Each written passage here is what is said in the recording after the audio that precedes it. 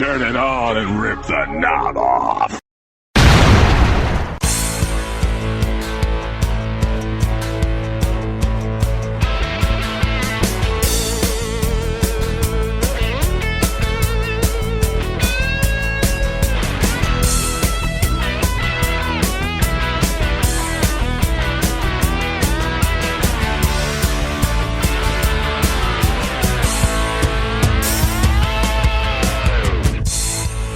And we're back again with another episode of the Wrestling Memory Grenade. Welcome everyone to episode number 4. We've made it an entire month now, Steve. Yeah, it seems to be flying by, man, but I'm really enjoying going back and reliving some NWA 1989. And I'm your host, Ray Russell, and joining me once again, as you've already heard, is my co-host, Steven Eckstat. Steve, always a pleasure, sir. Oh, yeah, absolutely, man. It's a pleasure to be with you as well. And everyone, this is a very special hybrid episode of The Grenade, as we are going to take you through a weekend of reviews of NWA TV programming for the weekend of February 18th, and that will culminate with another big watch-along, the February 20th pay-per-view, Chi-Town Rumble. The first watch-along was so successful with Clash 5, and once we got past that, the dreaded Russian Assassins match, that show seemed to flow for me, Steve, and I'm looking forward to covering our first pay-per-view of 1989. Yeah, the Clash 5 was fun after that first match. I enjoyed just talking with you and going over some things, so I'm looking forward to doing this one as well. It should be a lot of fun. And for those out of the loop, we'll be using the WWE Network version of the Chi-Town Rumble for the watch-along. But before we get to reviewing, I want to start off by saying we really appreciate everyone who's been downloading, listening, and subscribing to the show and following us on Twitter. A reminder that you can follow the Wrestling Memory Grenade on Twitter at Rasslin Grenade. That's RASSLIN Grenade on Twitter. And with all that, let's get to the weekend TV reviews for the date of February 18th, 1989, as we head into the Chi-Town Rumble Monday night pay-per-view. And we'll kick things off with the syndicated programs. NWA Pro for February 18th, taped from Marietta, Georgia. Kick things off with a promo from Paulie Dangerously. They're doing it on a stage now, kind of like the World Wrestling Federation doing their on-stage promos. Another idea looks like George Scott took with him from the WWF here. David Crocket is still here. He's still showing up here and there, and oh my God, is he ever going to go away? David Crocket interviews Paulie here. It's just more of the same for Chi-Town Rumble. Get a quick match. Rick Steiner over Bill Holliday with a belly-to-belly in 3.5 minutes. We see an interesting vignette for Ricky Steamboat at his own Ricky Steamboat-owned gym, voiced by Tony Schiavone, who is also gone by this point. We see Ricky Steamboat working out at his gym and getting ready for Ric Flair. Something different. We haven't seen that on the nighttime program. Another match, Mike Rotunda with the Varsity Club in his corner over David Heath, the future Gangrel, with a butterfly suplex in 5 minutes. Road Warriors promo followed, just more of the same. They're coming after the Varsity Club at Chi-Town Rumble. We get an interview with Bob Caudle with Ric Flair. Flair says Ricky Steamboat is a proven commodity in this business, but he hasn't beaten Ric Flair, at least one-on-one. He gives Ricky the business for being the family man. Of course, Ric Flair says he's the best thing going today, woo, and just another good Flair promo. He's actually gotten better in his promos against Steamboat. He's kind of adapting to Steamboat's promo that we hear each and every week. Flair's kind of changing his up, but yet somehow he's able to come at Steamboat and address what Ricky's saying. Yeah, I've noticed that. I picked it up on that on the Saturday night show where he's talking about, I'm going to live my life in the way I think a champion should be and not what you are, Ricky Steamboat. So, yeah, good job by Flair to switch it up a little bit. We get Sting over Kip Montana with the Scorpion Deathlock in about 3.5 minutes. Of course, the one Billy Gunn does another job here, this time against Sting. Barry Windham, Kendall Windham teaming up once again, this time over George South and Gary Royal. No masks, though Royal and South are the Cruel Connection. Kendall hits the Bulldog on South for the win in about 3.5 minutes. Another promo, Bob Caudle interviews Sting. Sting's got Butch Reed at the Chi-Town Rumble, just another generic promo hyping the show. Sting really has no beef with Reed. Pro closes pretty quickly here. We got the original Midnight Express with Paul E. over Mike Jackson and Trent Knight. I always like Trent Knight more as the heel jobber than the babyface jobber here, but Knight looked good.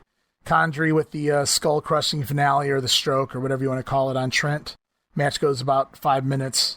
Condrey was so good, I wish he would have stuck around. I wish he had been the one that stuck around, and maybe, I guess they wouldn't have known this far in advance, but he might have made a good partner for Arn Anderson going into 1990. I don't know, just something to think about. We move on to Worldwide, February 18th. Tony Schiavone's still the announcer here. I would imagine this might be the end of Tony, though, as far as recorded episodes go. Ring announcers Bob Caudle in the ring on this show. This is the definition of a nothing show. My notes are pretty much the results alone, other than this Ricky Steamboat promo. It's actually more milquetoast and more goody-goody than usual, as Steamboat addresses himself as the light side and Ric Flair is the dark side.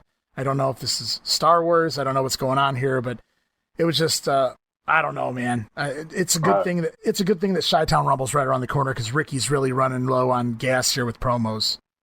I think so too. A lot of these guys are running low on gas as far as promos go. Even though it was a short build. Well, I guess you got about 2 months. The matches didn't really take shape till about the end of January, so they only had like a 3 or 4 week build. But when you watch all the TV, man, they was running out of steam on what to say and when to say it. We have Jim Cornette's Midnight Express over Robbie Weiss and Pretty Boy Lloyd with a Vegematic on Lloyd in about 7 minutes. It was quite a long squash match. Steamboat comes to ringside once again with his son and his wife. They're beating this to death, I'm telling you, Steve. With a win over Trent Knight, crossbody block, 5 minutes. We get a Flair promo during the match. Varsity Club 6-man tag, all three, Doc, Sullivan, Rotunda over Rick Diamond, Billy Holiday, and once again, the one, Billy Gunn, Kip Montana. They get a win with the Oklahoma Stampede on Holiday in about 5.5 minutes. Generic Road Warriors promo. Usually I like something Hawk says in these, and this one was kind of just felt like just throw them out there and get a Road Warrior promo in. But yeah, they're still gunning for the Varsity Club. They're defending the titles against the Varsity Club, and it almost feels like the Varsity Club are the ones that are being chased rather than the roadies. Yeah, it definitely does feel that way. The roadies want to get their hands on them, and I can't say I blame them. It's just different seeing them in that position compared to what they normally are. Tag team action with Sting and Lex Luger over the Cruel Connection. We get the Stinger Splash and the Scorpion and Cruel Connection number 1, for argument's sake, in about 5.5 minutes. TV champion Rick Steiner over Mike Thor with the belly-to-belly in 4.5 minutes. And then the odd pairing, but interesting pairing of Barry Windham and Butch Reed over the team of David Heath and Bob Emery. So instead of Windham teaming with his brother here, he gets a tag team match with Butch Reed. Would have been great. I would have liked to have seen a little more out of him. Looks like an awesome team just looking at him in the ring. But unfortunately, Reed takes Heath out in about 1.5 minutes with the diving shoulder block. So this was a nothing match. Yeah, it would have been cool to see more action from him. But yeah, it was nothing. This whole show was nothing. And we go into the nighttime show, the World Championship Wrestling show for February 18th. We open the show with Ric Flair. The video of Ric Flair making his entrance at the Clash of the Champions to kick off the show. We go live to the studio, or taped to the studio, with Jim Ross and Magnum TA. They bring out Ricky Steamboat. Again, Steamboat emphasizes he doesn't want to be the man. One man doesn't make an island, but he does want the world title. And I'm over Steamboat promos, so let's just get to the pay-per-view where he shines at this point. Yeah, same here. He comes out like thanking Ross for the good luck, asking Magnum how he's doing, just way over the top good guy. Like it's kind of disgusting. Even if you're a good guy, you can still show some heat or, get angry and show a different side, like where you're mad. But we never got that from Steamboat in this build. Not this particular build, anyway. And next we have Cornette's Midnight Express over Bill Holiday and David Heath in about 5 minutes. Vegematic on Holiday. Dangerously promo during the match. Cornette walks over and he cuts his own promo during the match. So both managers use this match as a backdrop in order to sell the pay-per-view. Cornette says we're 48 hours from someone losing their career. You really sum it up in one sentence right there. Pretty much. We go on to the Varsity Club, and they're debuting their newest member here. Jim Ross tries to get Kevin Sullivan to introduce their newest member, which is Dan Spivey, to start things, but Sullivan has a promo to cut first, so he kind of goes, yeah, this is Dan Spivey from Georgia, or whatever college he was from. Then he goes into his promo on the Road Warriors. Then we go back to Dan Spivey, who cuts this interesting promo. Animal, I'll be glad to see you in the Chicago. Tell him, big man. Hey, Road Warriors. Sound like you guys got some problems, dudes. Hey, you guys have got a whole lot of trouble coming your way. And when Kevin and the good doctor gets on you and plays a little howdy doody on your coconut, you guys, I see nothing but hard times coming your way. And, there's like 4 mini sound bites out of that I could just clip and save for a variety of reasons for the future. I don't know what playing howdy doody on your coconut means or where he got that term from, but just a phenomenal promo by Dan Spivey there. Welcome to the NWA, Dan Spivey. Right. I liked it. It's off the wall and crazy, but I didn't mind it. I thought it was... It matches his eyes, certainly. Yeah, like when I was listening to it, I'm like, what the heck is he going to say? Then he says that, and I'm like, oh, okay, well, that's funny. I mean, it stuck out, and it was different. So the only thing I didn't like is just, he's like, you dudes have some problems. Like, it just seemed like cheap and second rate when you use the word dude. But other than that, I liked it. Spivey wrestles his first match on TV with a win over Tony Suber in 5 minutes with the side slam, or as Gorilla like to call it, the side suplex.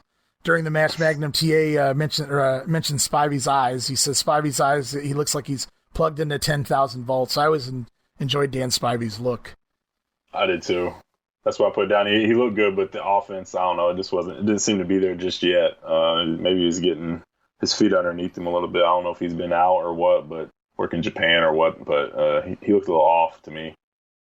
And, I'm fine with the Sullivan and Dr. Death tag team, but I'm kind of looking at the Varsity Club now, and man, what a tag team Dr. Death and Dan Spivey would make. Versus the Roadies, oh my God. Oh, that'd been nice. I mean, we get a lot of Dan later on this year, so I'm excited. I can't wait for the Skyscrapers and those guys. Dan and Doc would have been awesome, too. Magnum TA interviews Lex Luger. It's more of the same. Luger gunning for Windham's U.S. title so he can find himself back in contention for Flair's world title. It writes itself at this point. Yeah. We go on to a Ricky Steamboat squash over Jerry Price with the crossbody in about 5 minutes. Prior to the bout, Steamboat and his wife and son again bring him out to the ring. They are everywhere. I'm telling you, Bonnie Steamboat is making sure that she is just... Bonnie Steamboat is making sure she's being noticed by everyone on television. That's for sure. Man. And I'm going to leave it at that. I'm going to be polite, and I'm going to leave all my other thoughts and comments to myself at this point right now with Bonnie Steamboat. Thank you. Steamer looks good here. You know, if you watch the finish, and I kind of like this, if anybody wants to go back on the WWE Network and check this out, Steamboat goes up for the crossbody. His head is literally, not figuratively, literally in the lights. His skull is inside the light cover. He literally looks up to make sure, where he's at before he kind of dives off with the crossbody block. So yeah, literally his head was in the lights. Yeah, it's crazy. Those lights were pretty low. A couple guys almost hit them. I think we run into something similar later on with the SWAT team as well. Another thing is Steamboat finishes guys off with the flying crossbody, high crossbody block, whatever you want to call it. That was done to death in the 80s and 90s, I think, by a lot of guys who had no business doing it, and two of those guys are certainly the Fantastics, because I've watched, since we started doing this, Fulton and Rogers try their hand at it and just know. But there's a lot of guys that have done it. I think Steamboat, it looked like ballet. I mean, the way he came out, it just looked beautiful, and it looked right, and it looked like an actual move instead of just somebody falling on somebody and making a cover. So I think this is the only case where I actually enjoy the crossbody as a finisher. Yeah, I can definitely see that. It's kind of like when Michael Jackson does the moonwalk. You don't really want to do the moonwalk because it's never going to look as good as Michael Jackson. So when you have like the greatest at the crossbody doing it every week, anybody else that comes out and tries it, it's not going to look very good compared to Ricky Steamboat. And then we get a bumper. This is the NWA We Wrestle slogan. I like it. Like I said, Dave Meltzer wasn't a fan, but I liked the logo too. I like the logo that they had thrown up on the bumper. It looked really nice too. Yeah.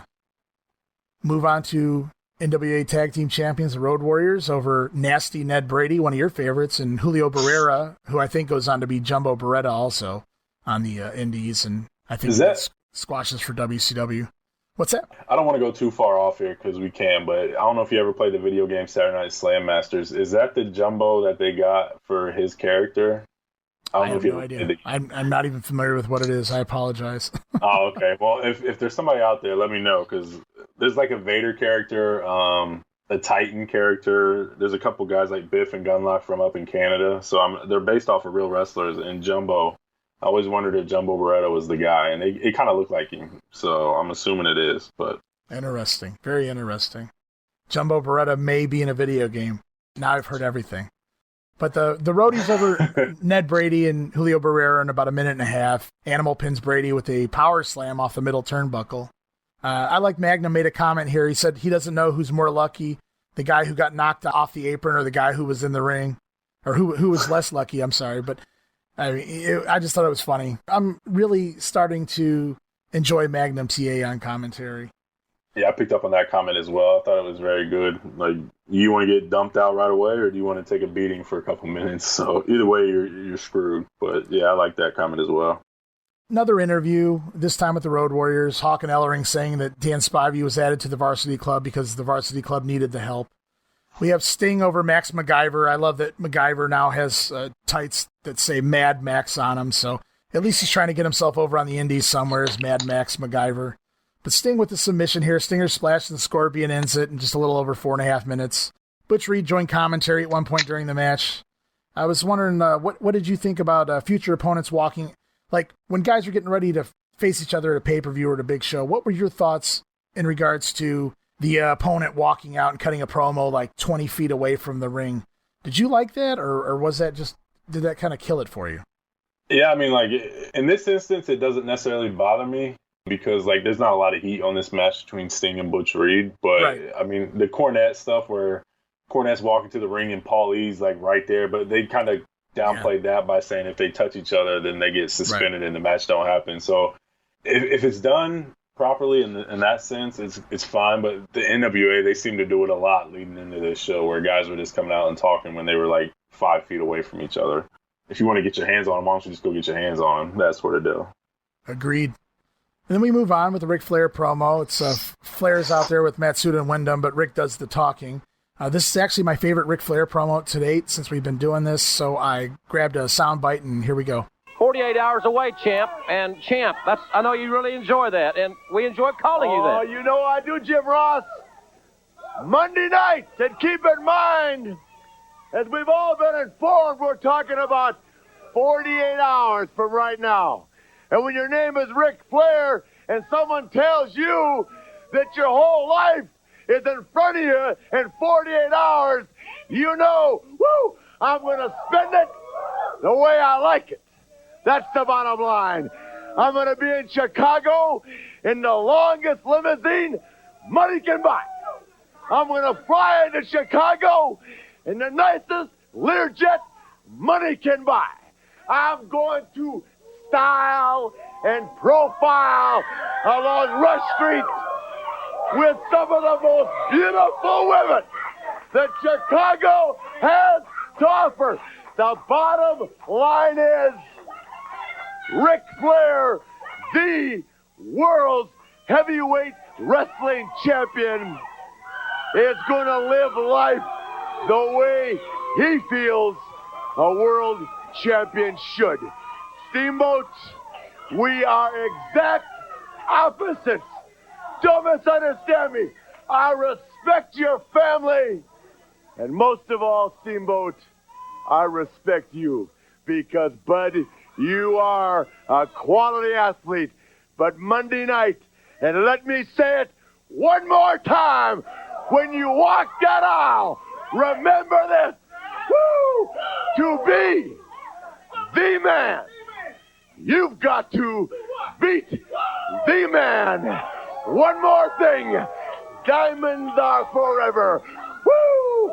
And so, is Ric Flair, baby. Remember that. Woo!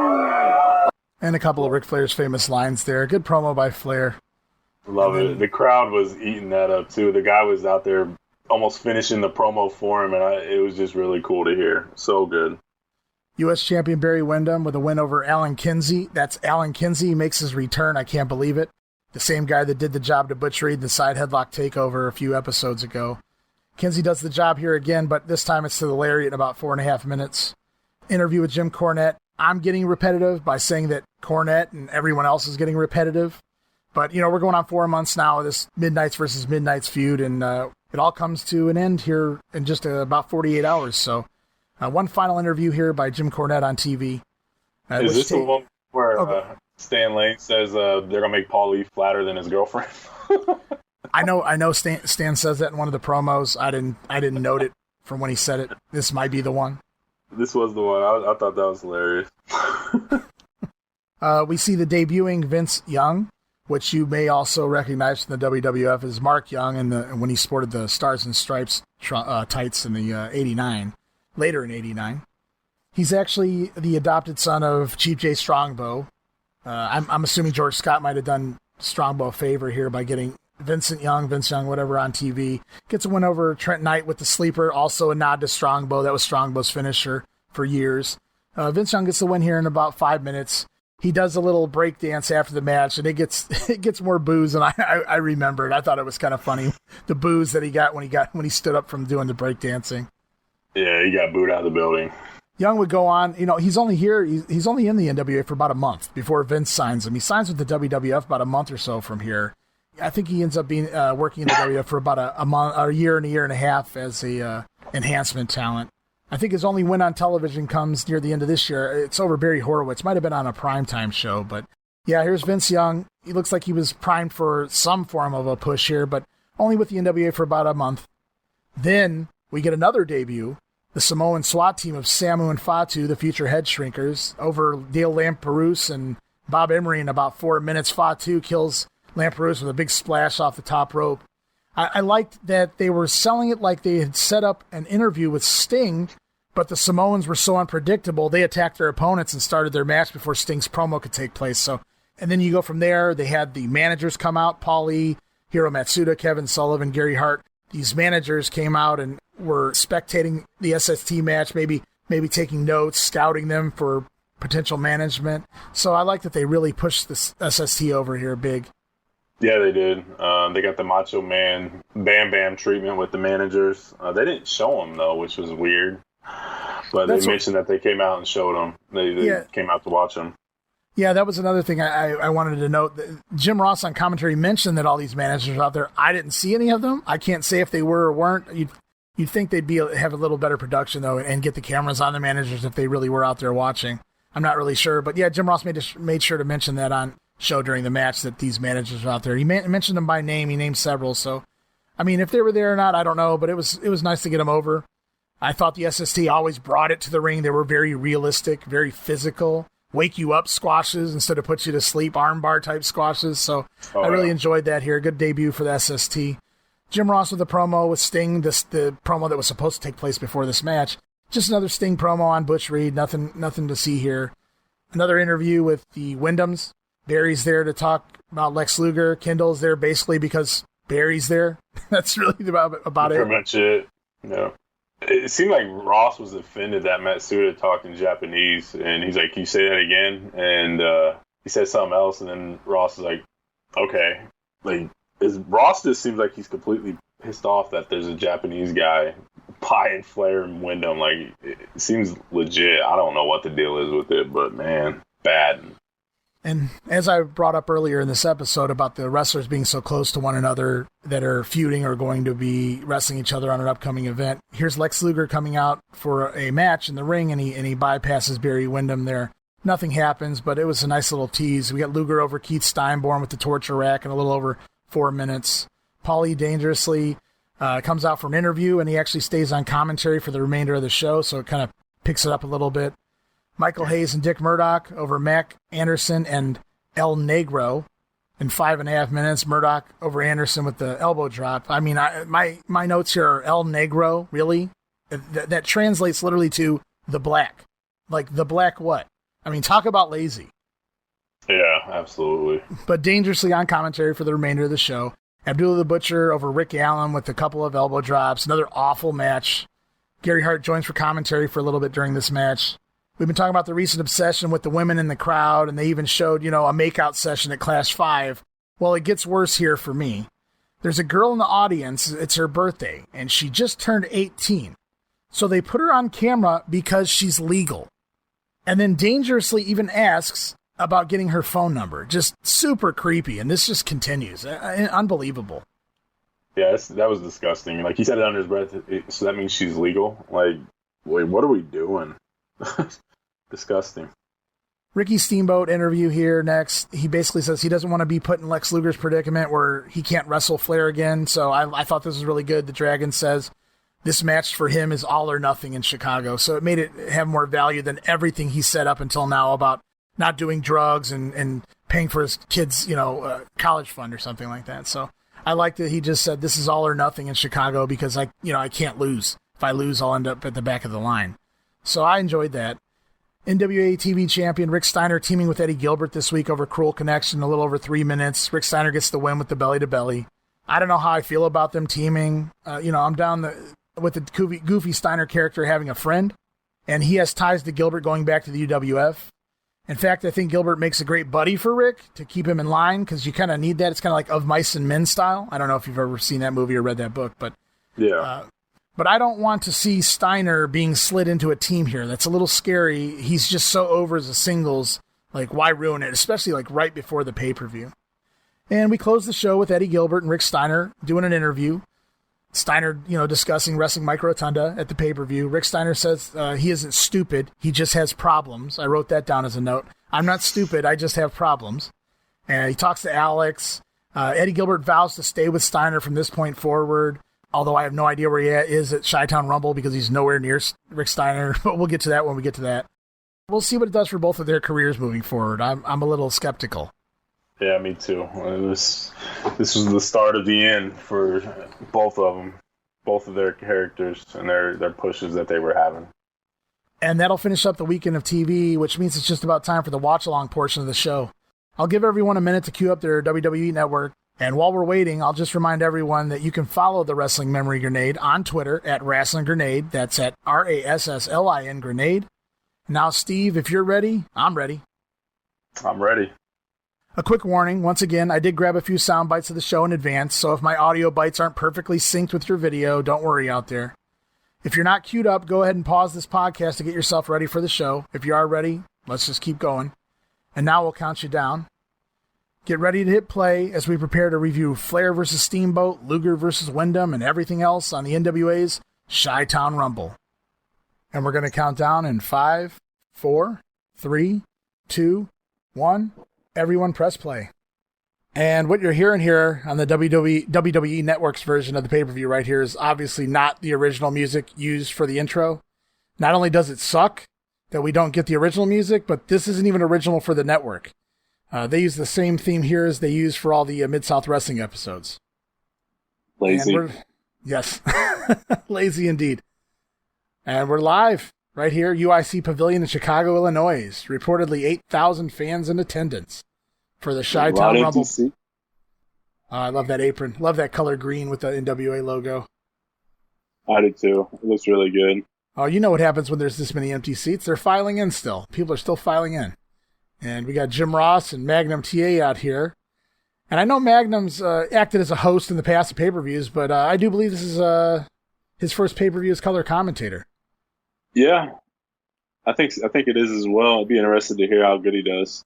Magnum's really been coming into his own lately on television. I don't remember really caring for Magnum on color, but he's starting to grow on me and going back and watching this particular era of his shot at doing the 605 TV show. And they're running over the matches right now. They're actually going to be playing a music video here too in a few minutes. Set to some more generic, I believe, WWE Network music. It's something different anyway, and I'll point this out throughout the entire pay-per-view. There's all sorts of WWF influences in the production moving forward, and it's really interesting to see how many ideas they, I don't want to say stole from the WWF, but basically they're utilizing a lot more things that make the WWF the number one company right now. Obviously their production, NWA's production, not nearly up to par with Vince McMahon's production, however. Yeah, definitely not. That's a big hill to climb, going from what WWF's doing and trying to implement that. Now, I will say this also, this show clocks in at about 2.5 hours. I believe the original airing of this pay-per-view went about 2 hours and 50 minutes. And the difference in that is a whole lot of introductions, ring introductions have been edited out of here, which is unfortunate. And then also there's one particular promo that's been edited out of here, and probably for good reason. I'm assuming the reason, but I won't get into that until we actually get into that match later. And actually I went in and I deep dived into my storage and I pulled out my old trusty original broadcast of Chi-Town Rumble, and I recorded audio of that promo. So even though it's not on the WWE Network, we'll be listening to that later and we'll discuss that. And that's a little interesting as well, but that's coming up later on. And right now we're watching a video package that I mentioned here of some of the highlights or in the past of some of the stars participating here. I love this right here with the Fantastics doing the double monkey flip on Dr. Death. I always love that spot. Oh, yeah, it was pretty good. Unfortunately, the Fantastics are not on this card. We've got a lot of good matches. That is unfortunate. You know, we got a lot of good matches coming up, but we also have one snoozer, and that's going to kick things off here in a little bit, and that's Michael Hayes and the Russian Assassin. Has no business being on the pay-per-view, beginning, middle, or close. And fair warning to everyone, I don't like to record Michael Hayes promos, at least in this era right now.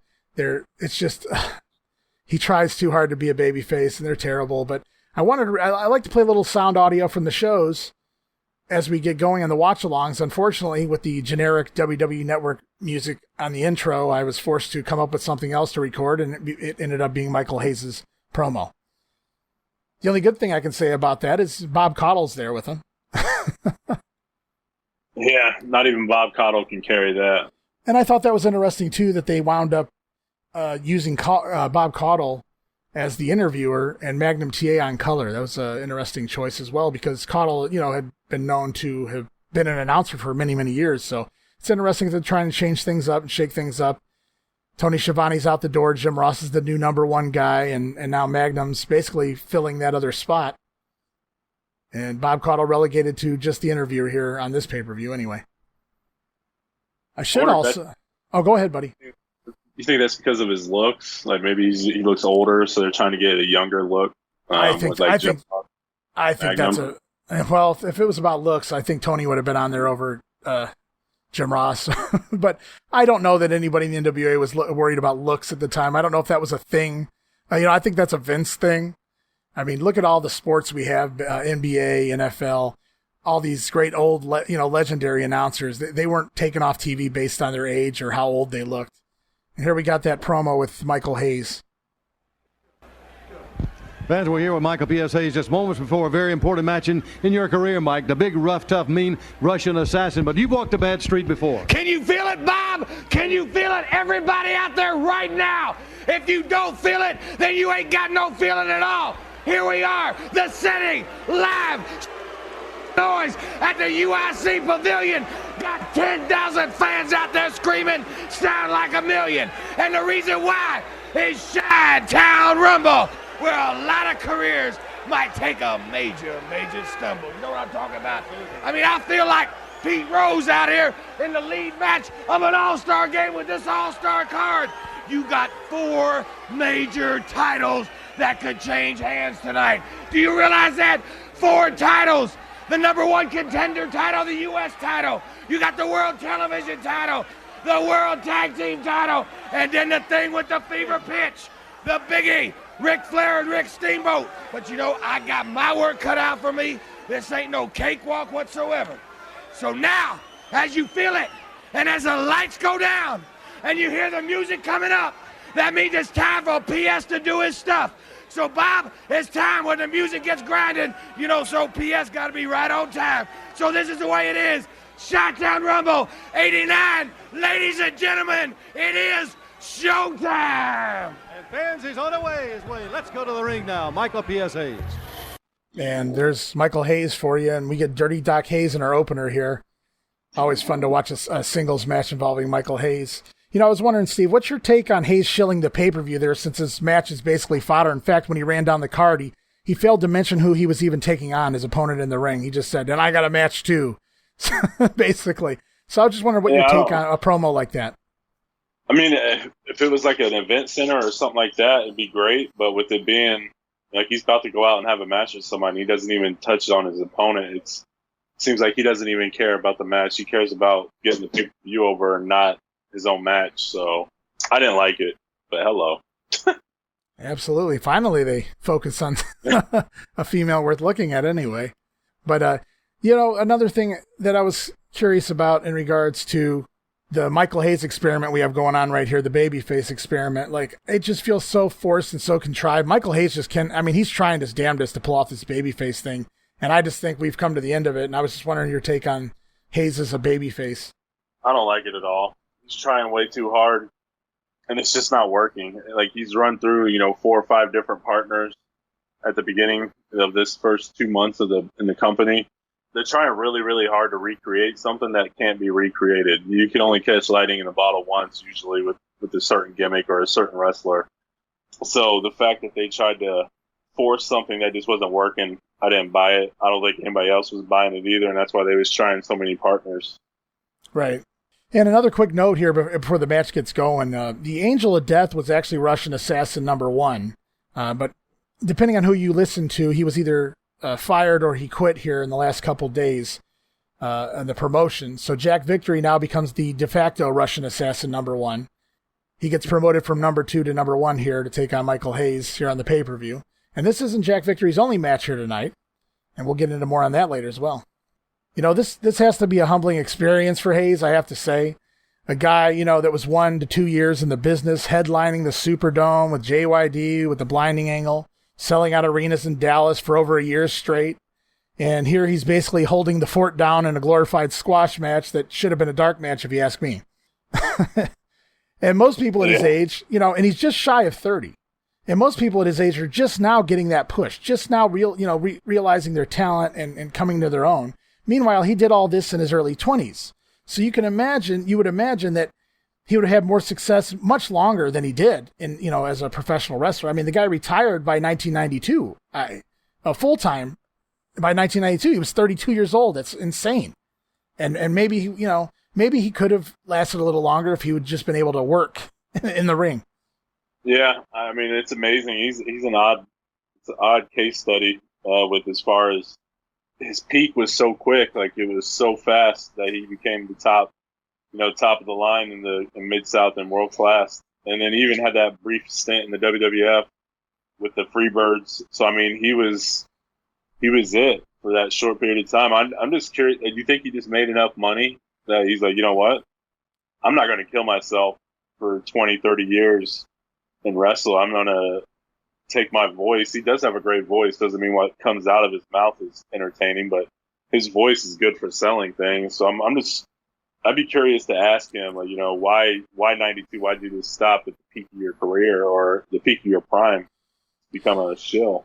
I mean, I can't answer the question for him either, but if you were watching what he was doing in the ring in 1992, I suppose it was time to hang up the boots. It might have been time to hang up the boots before that, if you ask other people. But, I mean, I guess I get it, but it just seems so odd that he went into retirement at such an early age. I mean, when you really go back and look at it. Yeah, and also it's like, you know what? Doing very little worked for right out of the gate. Like, so it's like, why try to get better when I was already the top draw when I was doing very little? I don't know. It's weird. It's an odd ebb and flow for his career. And here we go with the awful Michael Hayes armbar. And for anyone curious, the timestamp, if you wonder where we are right now, we're at 11:53, 54, 55, 56. And Hayes working the arm of Jack Victory there.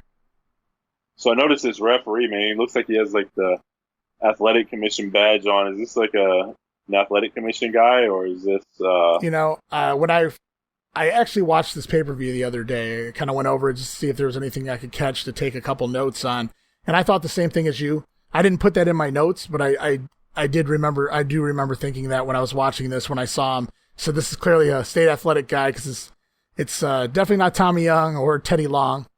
And it's not even Byron Scott, though I think this referee is better than Byron Scott. Byron Scott, of course, the son of George Scott, not the NBA player, who refereed here during George Scott's tenure in the NWA. And this guy, I remember watching this match the other day, and the guy, I think this referee holds his own. I think they put him in the right match.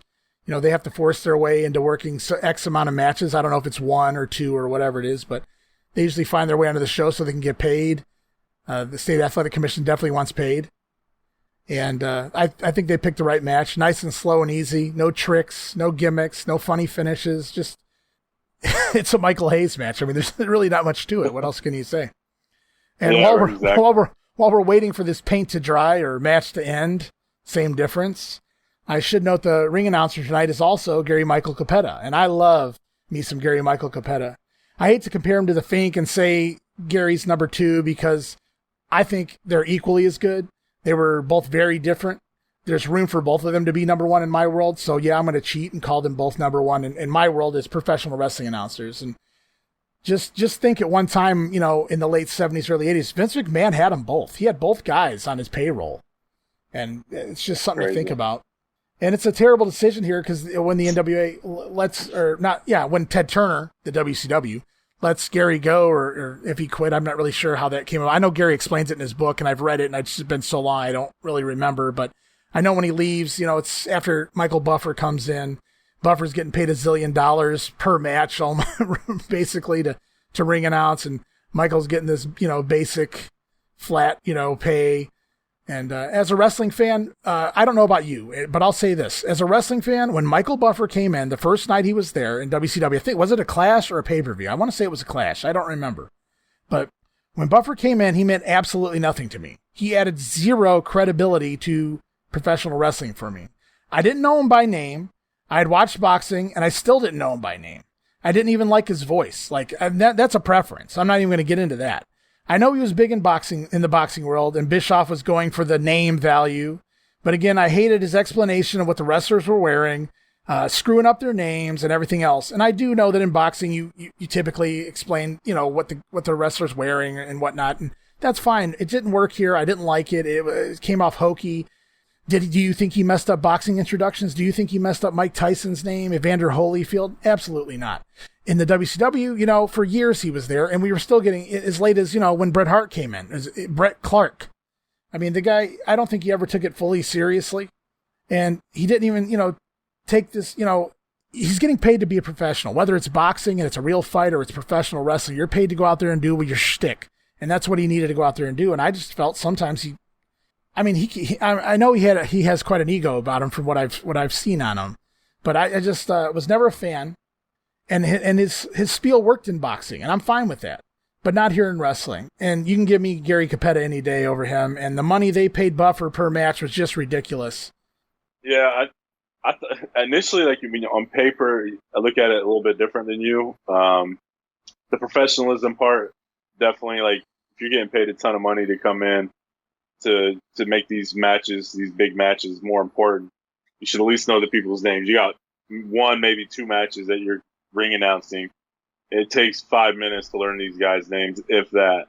So it's take that job serious, do your job, say their names properly, get this stuff over. But on paper, I look at it they bring in Michael Buffer, and he's the boxing guy. He does the main events. He does them all. But he gets those hyped, and it's big time. It gives that big fight feel. Right. So I appreciate Bischoff going at it at that angle, but I think after you do it every pay-per-view, every Clash, every main event match, I think it's overdone and it's overplayed. And David Pinzer, Gary Michael Capetta, any of the guys that they've had could have sold that match even more than what Michael Buffer did. Because one, they're invested because they work there. Two, they know the names and everything else. They're not going to mess it up. It's not going to stand out. And three, you basically say, here, guys, you can come out here and you're good enough to ring announce the first 7 matches, but you ain't good enough for the main event. So, it could be in a slap of the face of those guys. So, right. I appreciate I see what he's going for, and I like it, but I like the idea behind it, but the delivery and the execution just wasn't very good at all. Right. And I think I agree with you there. If he had come around once in a while, a Halloween Havoc main event, a Starrcade main event, maybe a Super Bowl main event, that's fine. I mean, but it was drove into the ground, just too much for me. And I think the only other ring announcer I put Michael Buffer above as far as wrestling goes is maybe Joan Rivers. That's another celeb that took the payday and didn't bother to take their job seriously either. And go figure. Oh, Joan Rivers. Do you remember what I'm talking about? WrestleMania 2? Yeah. I can hear her right now for Mania 2. The ace comedy funny man, Bob Orton. You Joan Rivers. And while I'm at it, you too, Michael Buffer. Gary Capetta got robbed. That's all I'm saying. Yeah, he did. And I'm sorry, guys. I hate to take away from this awesome, phenomenal match with the Russian assassin locking in that chin lock. Michael Hayes trying to Hulk up out of it here. The good news here with Michael Hayes, Steve, is that it appears the merry-go-round of Hayes' tag team partners has ended, but the bad news is it appears he's getting a singles push now, and that leads to more questionable booking in the coming weeks, booking I know you won't be happy with. Yeah, I already know what's coming, and it's a head-scratcher. It's a head-scratcher indeed, so I guess we'll save that for when it happens. But when on Michael Hayes, as a heel, was a great talker, a ticket seller. You know, he had that bad street theme, you know, that was, you could get you over as hell. And the way he strutted out in the flashy capes and whatnot, he had all of that. But then Hayes, you know, then once he got in the ring, he became the very definition of, and then the bell rang. And that's basically, you know, describes Michael Hayes more than, you know, I know a lot of people like to use that for the Ultimate Warrior as well. But I'd also like to think that the Warrior might have had a couple of, you know, good main event matches, whereas I don't know, even if Michael Hayes had bigger storylines in his time against JYD and guys like that, but I don't know that Hayes ever had a match as good as maybe Warrior had with Savage at WrestleMania 7 or even Hogan at WrestleMania 6. So I think Hayes becomes the definition of, and then the bell rang. Certainly. Yeah, his face should be right up next to that in the dictionary, the wrestling dictionary. It'd be Michael Hayes. I love the Warrior. He's the reason I'm a wrestling fan, so I'm probably biased. But yeah, I'd much rather watch Warrior Savage, Warrior Hogan, the Rick Rude matches, you know, from WrestleMania 5, SummerSlam 89, and those before I watch any Michael Hayes match. Now, I can't say I'm well versed in Mid-South. I never really fully watched it and lived that feud or know much about it.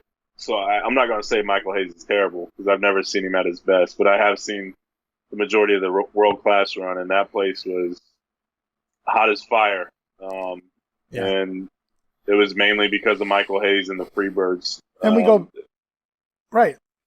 Yeah, I mean, the Freebirds all together. And we go back to the brilliance of Bill Watts, adding Buddy Roberts to the Freebirds as the third member, so that there were two good workers in the ring and a great gifted talker in Hayes cutting the promos for them. You know, Watts didn't really want Hayes in the ring at all.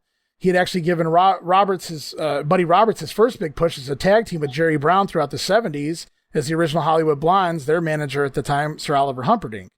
And after a good 6 or 7 year run in the 70s, Buddy Roberts as a tag team with Jerry Brown, Roberts went on to do a little bit of singles work. I think it was just down in Florida there near the end of the 70s, before Watts came calling again. Knowing that Buddy was a solid hand, a great bumper, well-versed in tag teaming, Watts plugged the veteran in, Buddy Roberts in, as the tag partner of the 20-year-old Hayes and the 18-year-old Gordy. And yes, people forget Gordy was, you know, he got his start in the business at age 14 due to his size, and they say he was a natural at 14. So just think about that for a minute. One of the greats. And I hate to, yeah, Gordy really, you know, unfortunately, it was a sad story in Gordy's life and career in the later years of his career. You know, I do look at this Russian with the blonde hair sticking out of the back of his mask there. Not that Russians can't have blonde hair, just Ivan Drago maybe behind this mask. And we got, I think this might be Victory's last appearance as the Russian assassin. Oh, he gets thrown off there from a bulldog. This might be Paul Jones' last appearance overall as well, unless they have any matches taped in the can for TV. I think they're done after tonight in this gimmick. And this might be Paul Jones' last night as a manager. He might end up in the booking office as a stooge here after this. You know, Thank God for that. I like Victory in the UWF with Hollywood John Tatum, but not a real big fan of anything else Jack Victory did in his tenure in the professional wrestling. It's nothing personal, as far as my love goes over Victory, though. And I think his talent level's pretty much right here where it belongs. I'm not saying he doesn't belong on the card. I think he's a more solid hand as a wrestler than Michael Hayes. Yeah. But he is a jack of all trades. I'm sorry, I didn't mean to cut you off, brother. Oh, you're good. I was just saying he's not bad. I mean, he's one of those guys that you need on your roster. He's going to make people look good. He'll bump. He's willing to work multiple times in a night if you need him to, which we'll find out here a little later. Well, he did it at the Clash, and he does it again here. Yeah, absolutely. I wonder if he gets paid twice. Do you think he gets paid twice? I don't think those new Jim Herd salaries do that, so I don't know if that works for him. But I was going to say he's a jack of all trades, pun intended there. But Victory was never going to be working the main event, and it would take another 10 years or more for a guy with a ass that big to get a push, and even he had to stick it in people's faces to get over. And I'm joking, Rikishi fans. I love Fatu going back to SST, and I'm glad to see that the SST has arrived in the NWA. Yeah, absolutely. But we seem to have moved away from the forever armbar spot that Hayes applied, and looks like we might be going to the finish here finally. Victory shoots him off. Yeah, here we go, DDT. That should do it. That was a sloppy one, too. This match, Par for the course for this match. What's that smell?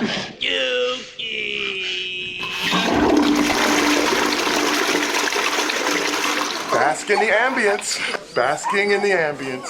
And that, my friends, is Michael Hayes headed to the locker room. Freebird party time. And he puts Jack Victory away right there with the DDT. I'm sorry, the Russian Assassin #1.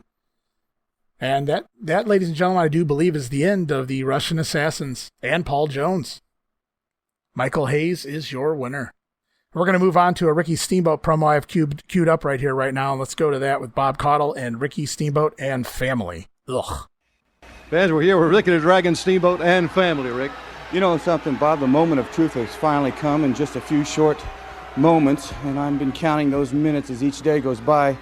The moment of truth is going to be put upon me. I know that I've been doing a lot of talking lately about the family unit and how strong it is. Well, I'm basing all my strength and all my endeavors upon my family. Win, lose, or draw tonight, I know at least that I can go back to the locker room with my head up high. And I've heard some comments that the Nature Boy Ric Flair has been making, saying that he is the one and only champion now. I've got to tip my hat to the man that he's been a champion for a long time, and he's beaten a lot of good wrestlers. But I think the time has come. Ric Flair, regardless of what kind of record that you're going for, I'm not going for any records. I'm not no O.J. Simpson going after Jim Brown. I'm not an Olympian going for a gold medal. But that World Heavyweight Championship around your waist, the gold, sure does represent a whole lot. My little boy and myself, my wife, we've said our prayers, and we're ready for you, without a doubt. Goosebumps all over us. Family's going to bring it back together. The unit is here to stay. All you people that are working hard from 8 to 5, if we win it tonight, you can look upon us as the champions. Fans, he's worked hard, he's trained hard, now he's ready, and as he says, the moment of truth is close at hand. Now let's go back to the ring. And Steve, the scariest sentence of that entire promo was, the unit is here to stay. Yikes. Yeah, poor choice of words there. That was a pretty rough promo. Yeah, Steamboat was certainly stuttering over his words there. And I have to say, out of the three people in that interview, the best one to come out of it was little Ricky there. Little Dragon. He came off cute there trying to grab the microphone. But then we had the B-rate second class Miss Elizabeth wannabe there, Bonnie Steamboat. I'm just not a fan of her, and you're going to find that out until she gets off my TV screen. You're gonna learn that and know that each and every week we do these podcasts. I'm not a fan. And I don't know if it was partially Ricky's idea, her idea, if it was George Scott or who implemented this wannabe Miss Elizabeth type role for her. But I've read that and heard from a variety of sources throughout interviews and things that she was gung-ho and all for it.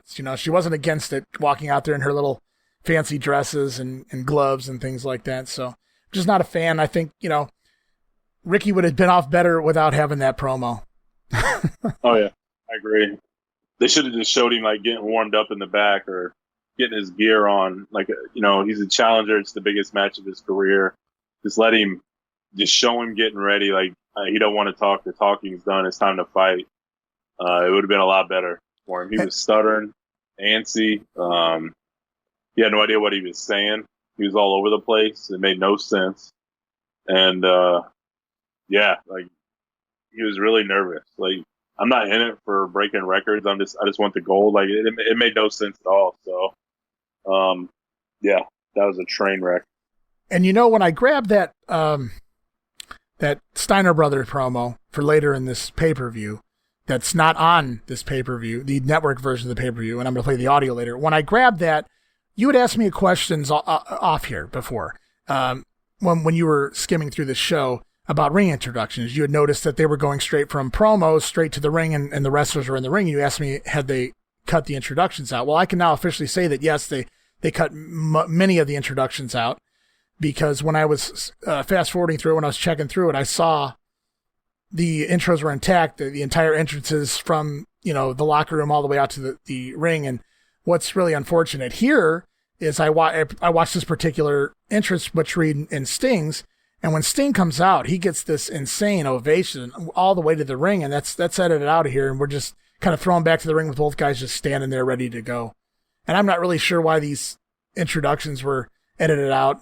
I don't think any of the music was anything they needed to edit other than the Midnight Express, which they actually play, not the real version, but they actually use those intros, so that none of this makes any sense to me. I'm just wondering if this is like the eternal home video release, or if the network actually went in and just removed them. I don't think the network would do that, but I know Turner Home Video, they would butcher their tapes pretty bad back in the day. So I'm just curious if this is one of those. I mean, it very well could be that as well. I'm just not sure when Turner went from the 2-hour format to the 2.5-hour format on their VHS. But that very well could be the issue. Certainly. And here we see Sting against Butch Reed. Reed had just returned here last month to professional wrestling. And there's no real heat here. Supposedly Reed had been hired by J.J. Dillon. And one of the reasons he was going for Sting, supposedly, was to get revenge on Sting for everything he had done to Dillon throughout 1988, whatever that was. But now we have Reed with Hiro Matsuda, so now this match makes even less sense as we get going here. Yeah. And WWF. Oh, go ahead. Well, they had matches that kind of were just thrown together. Maybe have one small angle, maybe the week before for like some of those lower card matches. But yeah, I don't know what JJ was talking about for everything Sting did to him. I just don't feel like Sting's been used right since Clash of the Champions 1, which goes back nearly a year. But he managed to stay over at a high level just based on his energy, his presence, and talent.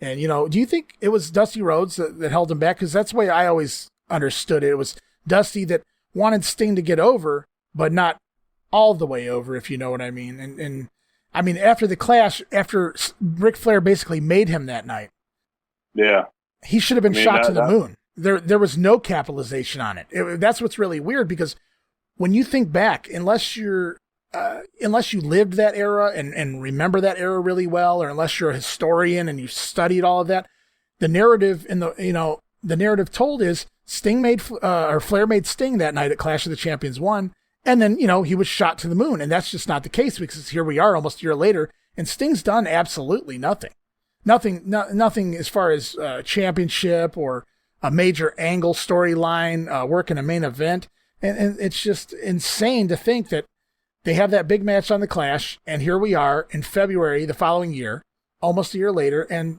Sting's wrestling Butch Reed in the second match on the card. Nothing against Butch Reed. I love Butch Reed. But there's no heat behind it. There's no reason behind it. They're just having a match. Yeah, it's ridiculous. To me, like, I'd like to think my ego, I could put it aside, and, if somebody's going to make me money, let them make money. I don't care if they take my spot. I don't care anything. I guess that could be one of the downsides of being a wrestler and being a booker at the same time, because naturally and instinctively, you probably want to keep yourself at the top, especially if you made a lot of money like Dusty Rhodes did, right? With Flair and everybody else. So like, he's probably living off his glory days, and since he's the booker, he can just always stay there. But I mean, if I was just a booker and nothing else, I don't care who's making me money. Just go make me money. Go make yourself money. Go get yourself over. Put on matches and make people want to see you. And to hold people back like that is just mind-boggling to me. And I'm not saying Sting should have been world champion in '88, but something, a major storyline for sure. Maybe another championship. Maybe the Western States Championship. And that was a joke, people. But and I was gonna, and I forgot to say this on our podcast. Episode 2, when Larry Zbyszko left town and the Western States title kind of disappeared because Dusty, hit the bricks too. But, speaking of that Western States title, I never brought it up. Of course, that was phased out with Larry, but the belt had only existed because of, going back to when Crocket bought that big office in Texas. Dusty wanted to add another regional title to cover that area of the map. So Western States belt was born. Dusty, being from Texas, obviously made a big push for that. Of course, that belt never meant much of anything. With Dusty gone, I'd imagine that belt would have been, phased out whether Larry had left or not. Yeah, absolutely. I mean, you can't just make titles to make titles. You need to make them mean something. And the more you have, the less they mean. So you need to keep it limited. And I'd say back then most titles did mean something, not like now, but they certainly did back then. And the only time I felt like, obviously when the belt mini title started to mean less was when Crocket took over the TBS from Vince McMahon, and they had the national belt, the title belts, the Georgia belts, the Mid-Atlantic belts, the world belts. Then there just became far too many belts, and then there was a pecking order, and certainly some of them did mean a whole lot less. But other than that, I don't really recall, belts not being treated with proper respect back then. But the Western States title, I think, was always just taken with a grain of salt, no matter who had the belt. Yeah, for sure. Makes sense. And, I'll go back to something else, too, I wanted to touch on. I mentioned it last episode during the Clash show when Butch Reed was wrestling Steve Casey. I think you had taken like a 2-minute break there. So I was filling time. But on that episode, I was talking about Doom, Ron Simmons, Butch Reed finding their niche after losing the masks and developing a personality of all their own. I felt that team ended far too soon, and we go back to Dusty here. As soon as he came in January of 91, a month later or whatever, he split up Doom, Ron Simmons, and Butch Reed. Dusty clearly had plans for Ron Simmons. I'm not saying that, he didn't care for either guy. I have no idea if there were issues with Butch Reed there, if that was why it was done. But Butch did leave shortly after the split, and once Dusty came in and created his own regime, or brought his regime back. And, Doom had great matches with the Horsemen throughout 1990, late 1990. But they would have easily dominated much of the 1991 roster if you look at the teams in there right then. Matches with the Steiners would have been amazing. They could have had a great program with the Steiners, but... I mean, they worked Sting and Luger was that a Clash of the Champions, I believe? I think so, yeah. And, that was awesome. That was really good. And I would like to have maybe seen a rematch with that. But, maybe even a match, later down the line in 91 with like Doom as pseudo faces against the Enforcers, Arn and Zbyszko. That would have been kind of pretty cool too. But I just felt that they were split up far too soon. They were too over to be split up right at the peak of their push. Yeah, it didn't make any sense. Again, it all goes back to, like, he comes in, he wants to book his own stuff and get his own guys over or develop his own teams and get them over. And there's a point to be made for that, but at the same time, if something's working, let it work until the wheels fall off. You don't want to be too late to where they stick around longer than they need to, but you can at least let them get over to where, like, people just stop caring them maybe just a little bit, and then maybe end it then. You can start to turn. But just to come in and just completely flip everything upside down just because you didn't create it is a huge issue that not only plagued the business back then, it's still plaguing the business now. Right. Especially in WWE. So, and it makes no sense to me. It'll never make any sense to me. The object is making money. And if you got two guys like Doom who have the look, they got the talker and Teddy Long. They have the matches that people care about, and they're willing to, they put on good matches. They were hitting their stride. And then you just totally cut the legs out from under them just because you didn't create it. Makes no sense. Yeah, the whole thing made no sense to me. I mean, they had been feuding with the Horsemen, feuding with Ric Flair. And then, a month later, they're jobbing to the Freebirds, who had been working underneath, jobbing to the Southern Boys, who I loved, so don't get me wrong.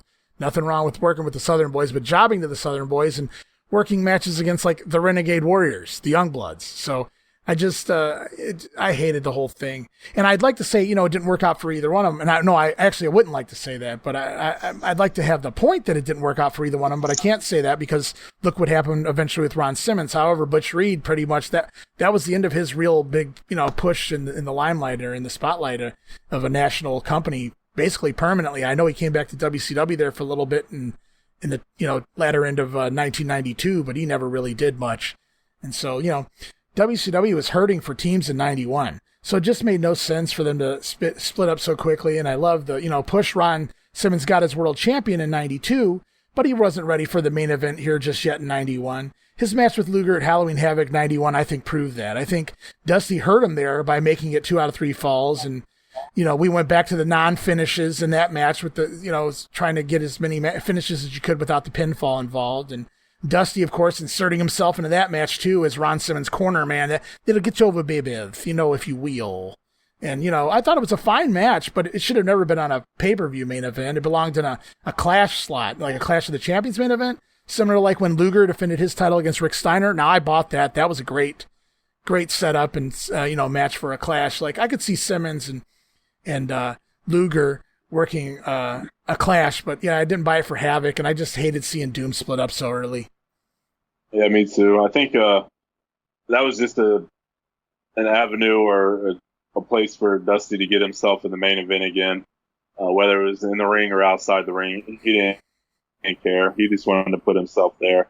So it's sad. I mean, I think a singles match that maybe went 15 to 18 minutes at the pay-per-view on the Halloween Havoc probably would have done better than 2 out of 3 falls where you're just trying to get a bunch of false finishes in at once.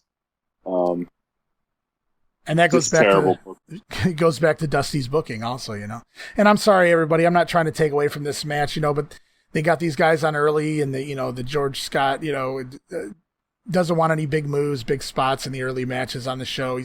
He's in this house show mentality, and but things to come, it'll really point out how behind the times he is. But here on this show, we got Butch Reed working a chinlock for most of this match. Sting's hasn't even been able to show his ability, his speed, his the high flying energy that he brought at this point.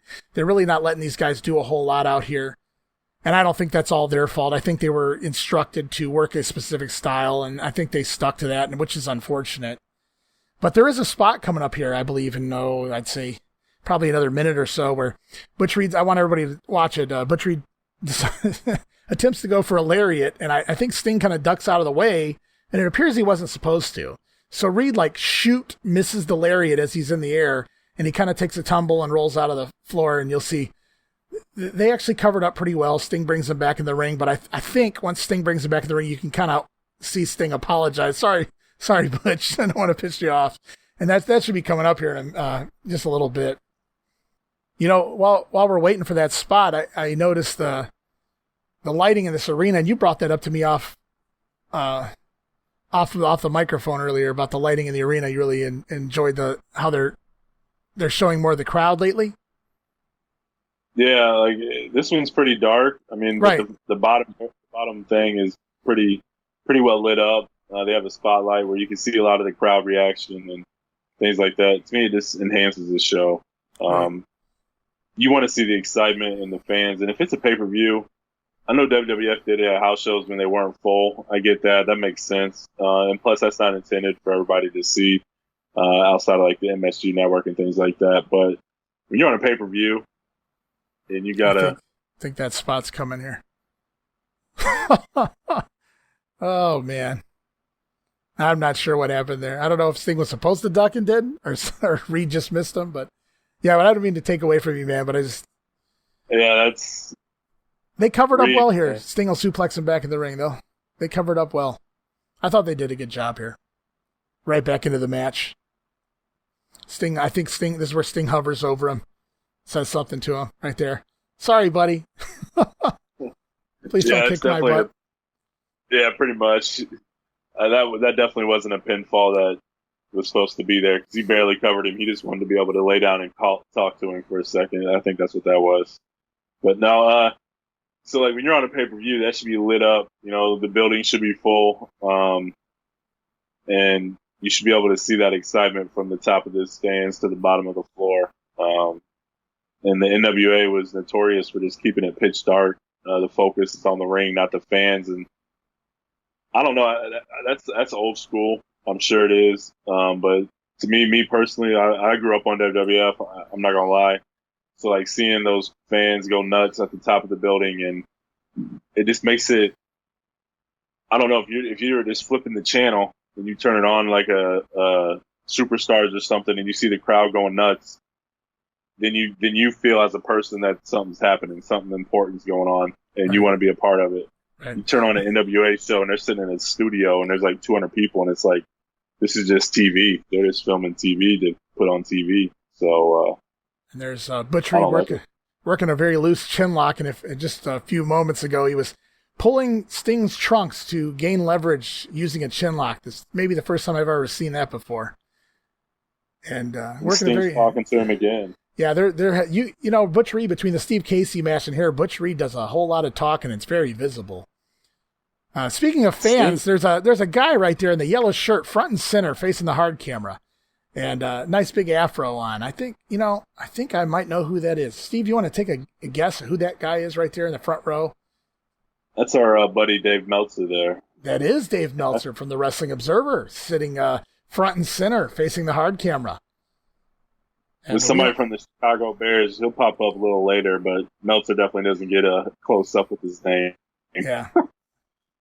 They gave Dave the seat, I guess, but they didn't make note of him. I guess they were hoping for a good review. I think they ended up getting one. I'm sure they do by the main event anyway. You'll see Dave come out of his seat at that point. Sting breaking the chin lock there, the old jawbreaker. They're both talking a lot.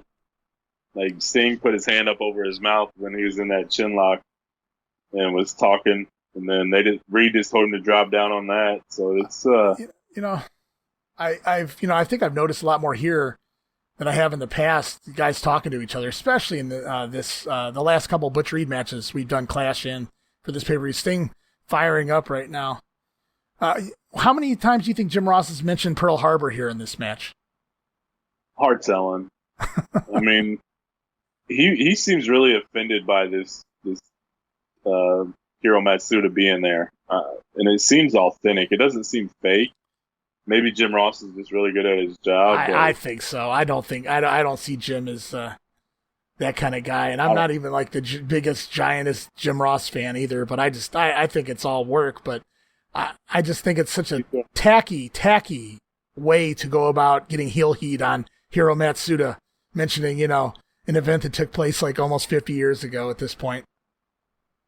Yeah, it's crazy talk. And something he had absolutely nothing to do with. I mean, it's ridiculous, but I think at this point on TBS and TNT, when I was watching my cartoons every day, that we were still getting the old non-PC episodes of certain cartoons from Bugs Bunny and Popeye and whatnot. So here's Reed grabbing for the ropes on that sunset flip. He's got the ropes. Teddy catches him, drops down. Like a great heel, he gets the ropes a second time. Teddy catches him again. Oh, Sting takes him back, sunset flip. 2, 3. This one's over. Sting gets the win. 20 minutes and 7 seconds. Should have went about half that. Absolutely. And now these guys throw punches. They wait till after. They were probably told don't throw punches during the match. So they purposely go at it here afterwards.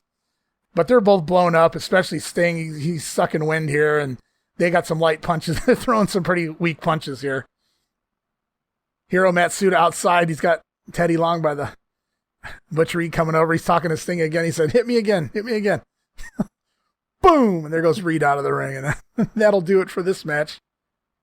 And up next, we got the big Midnight versus Midnights match with Paulie and Jim Cornette's Midnight Express.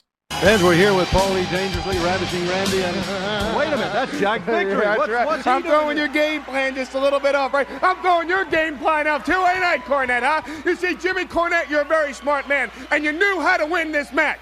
You knew that the original Midnight Express of Ravishing Randy, Loverboy Dennis, and Paulie Dangerously, of the three of us, you knew Dennis the best. Because you spent 5 years with Dennis Condrey, and you knew to get to Paulie Dangerously, you had to go through Loverboy Dennis.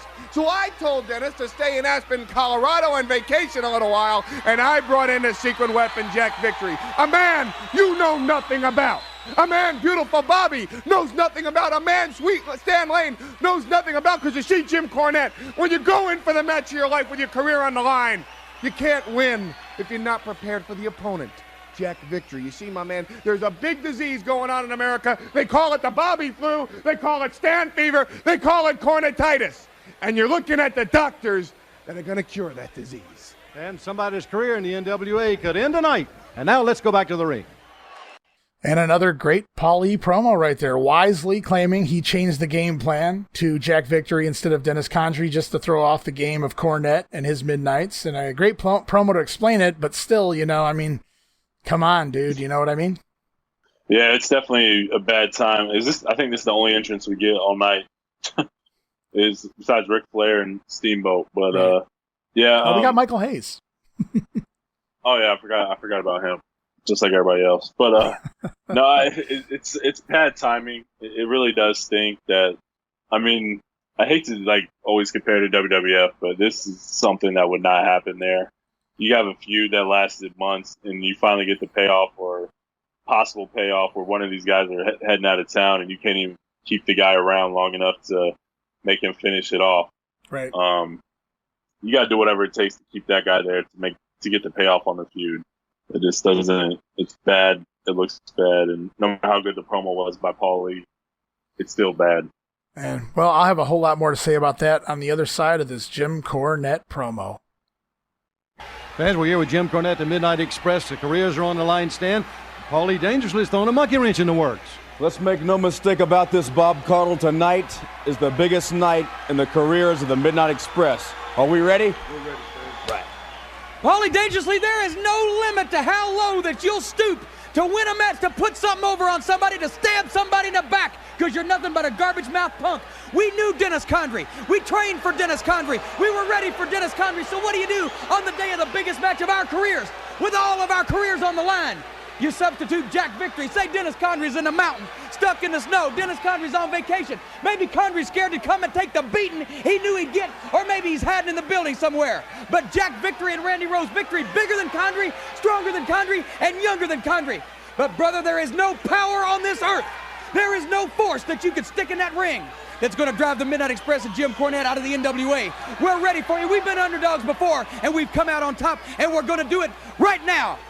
We are going to stay in the NWA. Let's get to it, boy. All right, fans, the careers are on the line, and let's go to the ring. And that's, Cornette's version, and a great job by Cornette, too, selling Jack Victory as a replacement the best he could, noting that Jack was bigger, stronger, younger than Dennis Condrey. Just a good job by both managers working with what they had. I think so, too. They did great. Both guys, they kind of got screwed over here, but they did their best to sell it in a way that it made sense. So kudos to both of those guys. Right.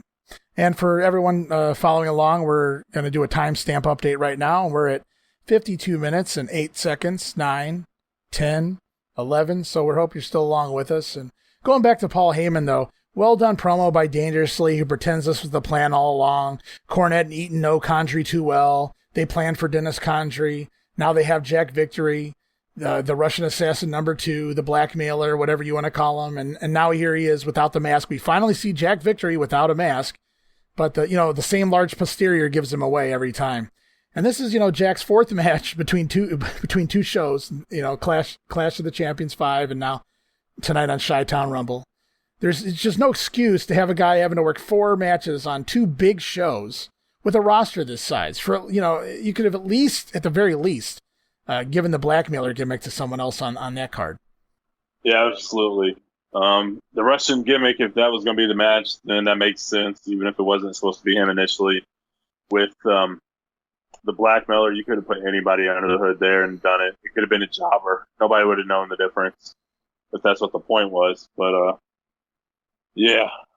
So, kudos to Jack Victory, though. At least he's willing to go out there and work and be a solid hand for his company there. Yeah, and I think Jack, works well in this type of scenario. Dangerously claims Condrey took off to Colorado for vacation, which is half true because I think that's where Dennis was living at the time. Might still be living there, I don't know. But one thing we do know that's, hardly the truth of the matter. Condrey took off again, just as he had done on Eaton and Cornette a few years prior. This time Dennis leaves because, story goes anyway, that there were no definitive plans for him beyond this show. He didn't know what they were doing with him beyond this show, and, he wanted to take off, before he was misused. Cornette had told the story, I believe it was on a shoot interview or maybe a timeline or something like that, that Jim Crocket didn't like Randy Rose as a worker. And he didn't think he fit this gimmick. This is Randy's first, time unless you count the AWA, it's his first time on a national level. And so the story goes that Crocket was the interim booker. If you remember back to episode 1, we were talking about Dusty being canned as booker. And before George Scott came in, that there was December and then going into January where Jim Crocket was the booker. And the last thing Crocket did before he stopped being booker was he booked this match. He had this match announced, loser leaves, because he didn't care for Randy Rose. And his initial plan was to have Randy do the job here and then replace Randy with someone else to team with Dennis to continue this feud or create a new team. He liked Dennis Condrey. He just didn't care for Randy Rose. And that's why, this match was even booked. What's even funnier is once Crocket went out and George Scott came in, Cornette claimed that George Scott had no idea who Jim Cornette or the Midnight Express were. He had walked past Bobby Eaton and didn't even speak to him because he didn't even realize who Bobby Eaton was. And that's, absolutely ridiculous in and of itself. When they were like, the top, top 6th, 7th, and 8th guy on the, being paid, top 10, getting paid their wow. salary, but I guess George Scott came up and told Cornette that he was upset that Crockett had already booked this match, because if Scott had got to book this match, he would have had the Cornette and his Midnights lose the match so he could split them up, because he didn't even know what the big deal was or who they were. So it's just absolutely insane. You have Jim Crockett booking this match for Randy Rose to lose because he didn't care for him.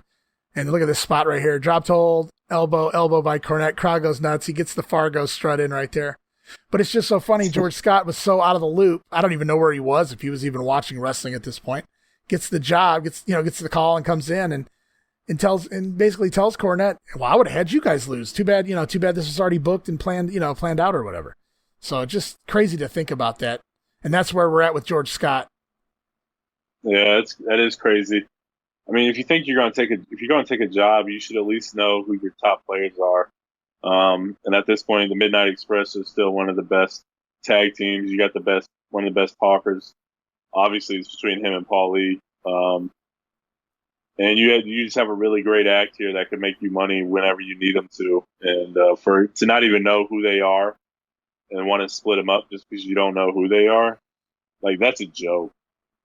That's somebody who's not taking it serious at all. And if that was what was going on, why did he even get hired? Yeah, well, that goes to show you where they were in as far as wrestling goes at this point in time. And that'll lead to, some other things coming up here in the next couple months. And Cornette also had stated that when George Scott had come up to Cornette and told him, well, Jim, I just don't know what I'm going to do with you boys. Because they had asked him, what are we doing after this, this storyline with the original Midnights? And he said, I just don't know what I'm going to do with you boys. So he had no idea what to do with one of his top teams. Yeah, that's a perfect way to summarize the George Scott era. And lucky for everyone involved here, Cornette's team and Randy Rose, that Paul E cuts that amazing, just short but really great promo, and somehow even gets me to half-ass believe it's true that why Jack Victory's subbing. And even though I know the truth, it kind of works. And I like this spot here where Cornette had slapped Randy Rose and they try to reverse it and have Paulie slap, Stan Lane, and Paulie ends up slapping Randy Rose as well. Good comedy spot and great work by Cornette and Paulie throughout this match, if you're paying attention to this match. And I really encourage everyone to please pay attention, because these managers worked their butts off in this match. Not necessarily the best Midnight Express match of all times, but Paulie and Cornette really do a great job here. Yeah, they both know that they have no business being in the ring. They've talked about it for at least a month and a half, that they know they're no good in the ring. There's a weak link, but it doesn't matter. These guys are out here and they're so entertaining. They're so well invested that you can tell they love the business, and that's why they're doing it. They're not out there just getting a check. Tough bump for Bobby right there. Yeah, rib first right into that railing. Look at those old rails. My God. Kind of turned sideways in midair. He probably didn't want to go stomach first.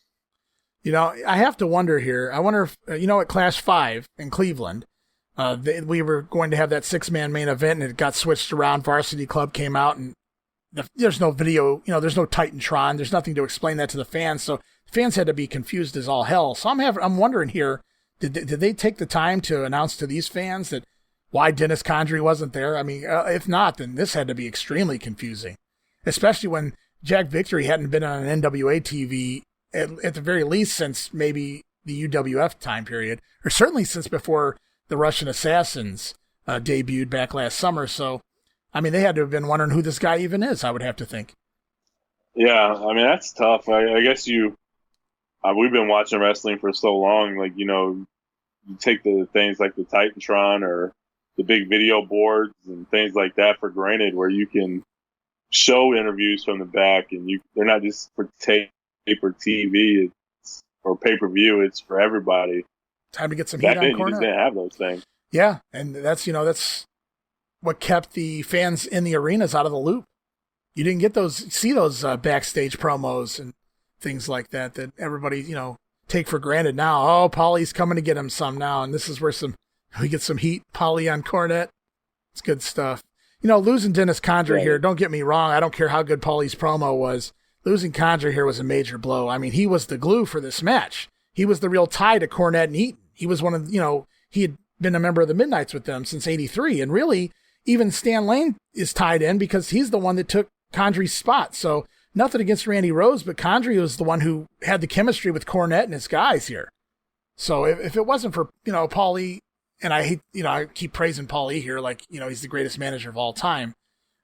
I just thought he did a really great job here in his first national storyline angle, whatever you want to call it, unless you count the AWA, where, worked there briefly with the original Midnights as well, but it's just it's just a good job. Everybody did a good job getting this match over, and I got to say that. And for anybody, you had asked me before, and I don't know if I touched on it. For anyone wondering like why they're called the original Midnight Express, the original Midnights were actually Randy Rose and Dennis Condrey and a third man, Norvell Austin, and they worked down there in Alabama, right about 1982-ish. So it was even before Eaton and Condrey formed in the Mid-South. People forget also, Ron Starr and the Honky Tonk Man were briefly a part of the Midnight Express with that trio, kind of like a little faction, really, more than just a tag team. But that didn't last long with Ron Starr and Honky Tonk. And basically the three main players in the Midnight Express, the original Midnight Express, were Condrey and Rose and Norvell Austin. It would have been nice to see Norvell Austin make a cameo here, but I don't think they had time to grab him. I don't even know if he was still working by '89. Because I don't believe Paulie even knew Dennis was no-showing until the actual day of this pay-per-view. So there was no time to really plan ahead. I guess that's why Jack Victory was already in the back, and he was a better choice than Steve Casey, I suppose. Yeah, was that it for Condrey? Like, he didn't work anything. No, I think if he did anything, it was the small. I don't know if you want to call them territories, those little independent type territories that popped up, for brief spans on TV in their, 89, 90, 91. I don't even know if Condrey was a part of any of those without, looking into some of my results. But otherwise, as far as I know, that was it. Condrey was happy to just go back home to Colorado and call it a day. I think he just became disenfranchised again with the business and took off, took off without telling anyone. Sounds like he was a smart one. And then, here we have the new original Midnight Express, and how's that for an oxymoron? Yeah. A quick tale while we got a couple minutes here. I always thought it was funny anyway, about, it's been almost 20 years ago now. The Universal Wrestling Archives, Bill Watts' wife and his family, they started selling the Mid-South Wrestling tapes before they sold it to Vince. Interesting enough, it seems like they still sell them, but that's another story altogether. But when I first purchased some of those tapes almost 20 years ago, and I started watching them, I noticed something really funny, and that was like a week or two before the Midnights debuted. Bill Watts had announced that a wrestler by the name of Dennis Condrey would be making his debut, and I don't know if it was a week or 2 weeks out because they tape 2 weeks at a time, but he announced a wrestler named Dennis Condrey would be coming in. And then when you get to that episode, it's Jim Cornette announcing the Midnight Express. So I feel like in a very short span, like within a matter of one TV taping, they had put together this entire idea of giving Cornette as a manager, teaming up Condrey and Eaton together, giving them the Midnight Express label. So that's kind of interesting to me that how fast they came up with all that, and look at the history they created. Yeah, it's amazing. Kind of touched on it earlier, the lightning in a bottle type deal. The Midnights definitely were one of those things that worked. They're still remembered.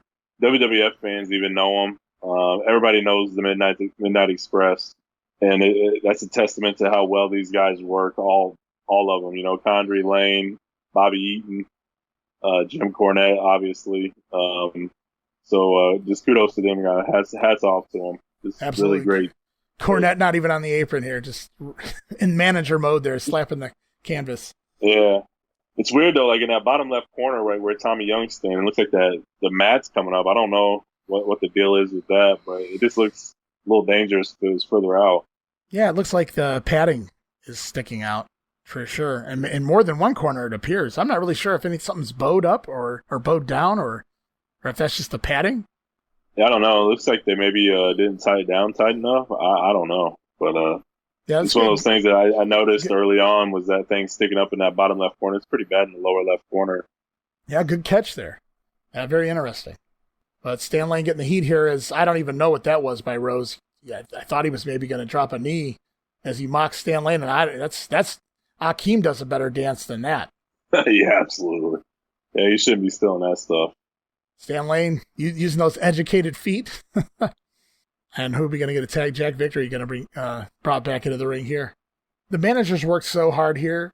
They were so over with this crowd. They kept this match over, even with Jack Victory involved and everything like that. I thought they did a real good job. If you pay attention to Paul and Jim Cornette on the apron, just the way they're playing with the crowd, Paul teasing the crowd, Cornette getting the crowd to rally behind them.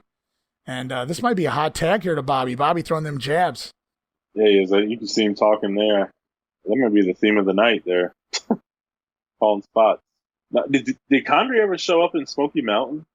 No, I don't recall that at all. A missile dropkick from Bobby Eaton. First time I might have ever seen that. Look at that crowd. Meltzer's popping big.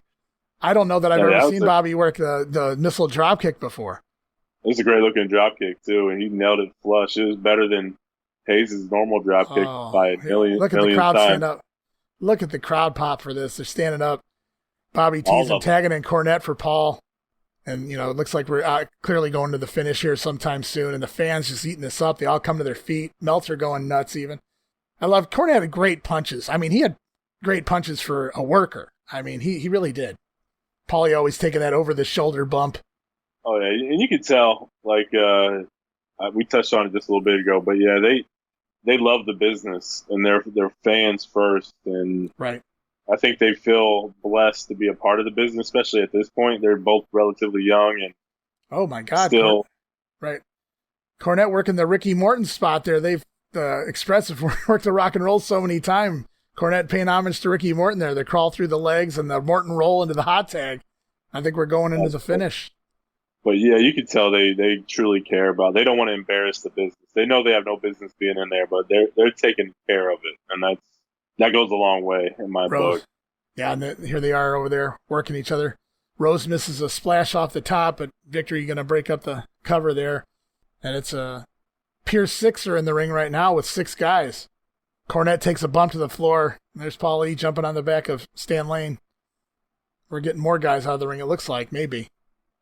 Dangerously appears to be waiting for Cornette over here. Things slowing down for a second. I'm not sure if there was some missing communication in that spot, but we're going to try it again. Eaton shot off the ropes, reversal. The heels shoved together. This smells like the end. Yeah, Cornette has Paulie tripped up. Double flapjack on Rose. Stand for the cover. Tommy Young, 2, 3. And there we go. Rose does the job to the double flapjack. The entire original Midnight Express is gone, so we get a 2-for-1 because not only is Rose gone, Condrey's gone too. The entire team's gone. And the Midnight Express take out the original Midnights out of the NWA, and that's the end of that. And I guess Paulie had said he was going to take Jim Cornette's job. He was going to take his gimmick, and I guess it was Jim Cornette that took Paulie's job. And back to the drawing board for Paulie Dangerously. He's going to have to go find himself a new tag team. But more on that in the coming weeks. Here is the World Heavyweight Champion, Nature Boy Ric Flair, Hiro Matsuda. Rick, you faced many challenges in your career, but you're close to an outstanding one now. Rick Steamboat is in the ring. Oh, don't get so excited, Bob Caudle. I have wrestled every great wrestler in the world today, and you know what the bottom line is? I'm here in Chicago tonight.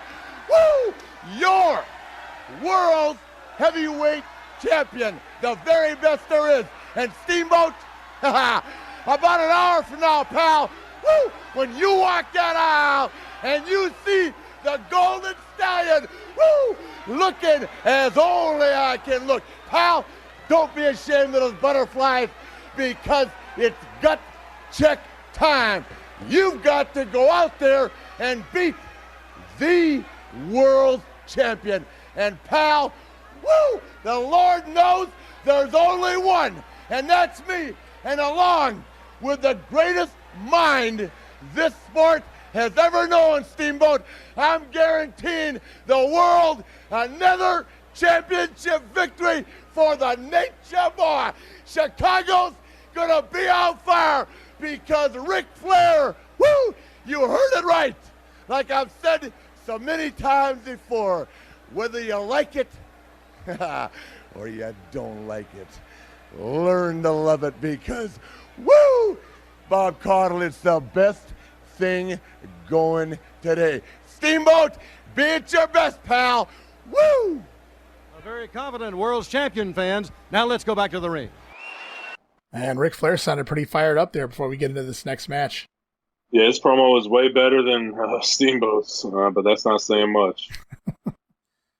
That's the time for talking's done with that match. It's coming up later tonight. It's going to be a fun one. But right now, ladies and gentlemen, it is time for Steiner Watch 89! Steiner Watch 89 continues here as Rick Steiner defends his TV championship against the man he defeated for it back at Starrcade, Mike Rotunda. And you might notice somebody in Rick's corner there. No, it's not Eddie Gilbert. Where is Eddie Gilbert, I'd like to know. He just professed his love for Rick Steiner on the last episode of World Championship Wrestling. He promised to be Ricky's friend and be in his corner from here on out. But actually, we get the NWA debut of Scott Steiner here in the corner of Rick Steiner. And actually, before this match, before the introductions of this match even, Bob Caudle interviewed Rick and Scott backstage.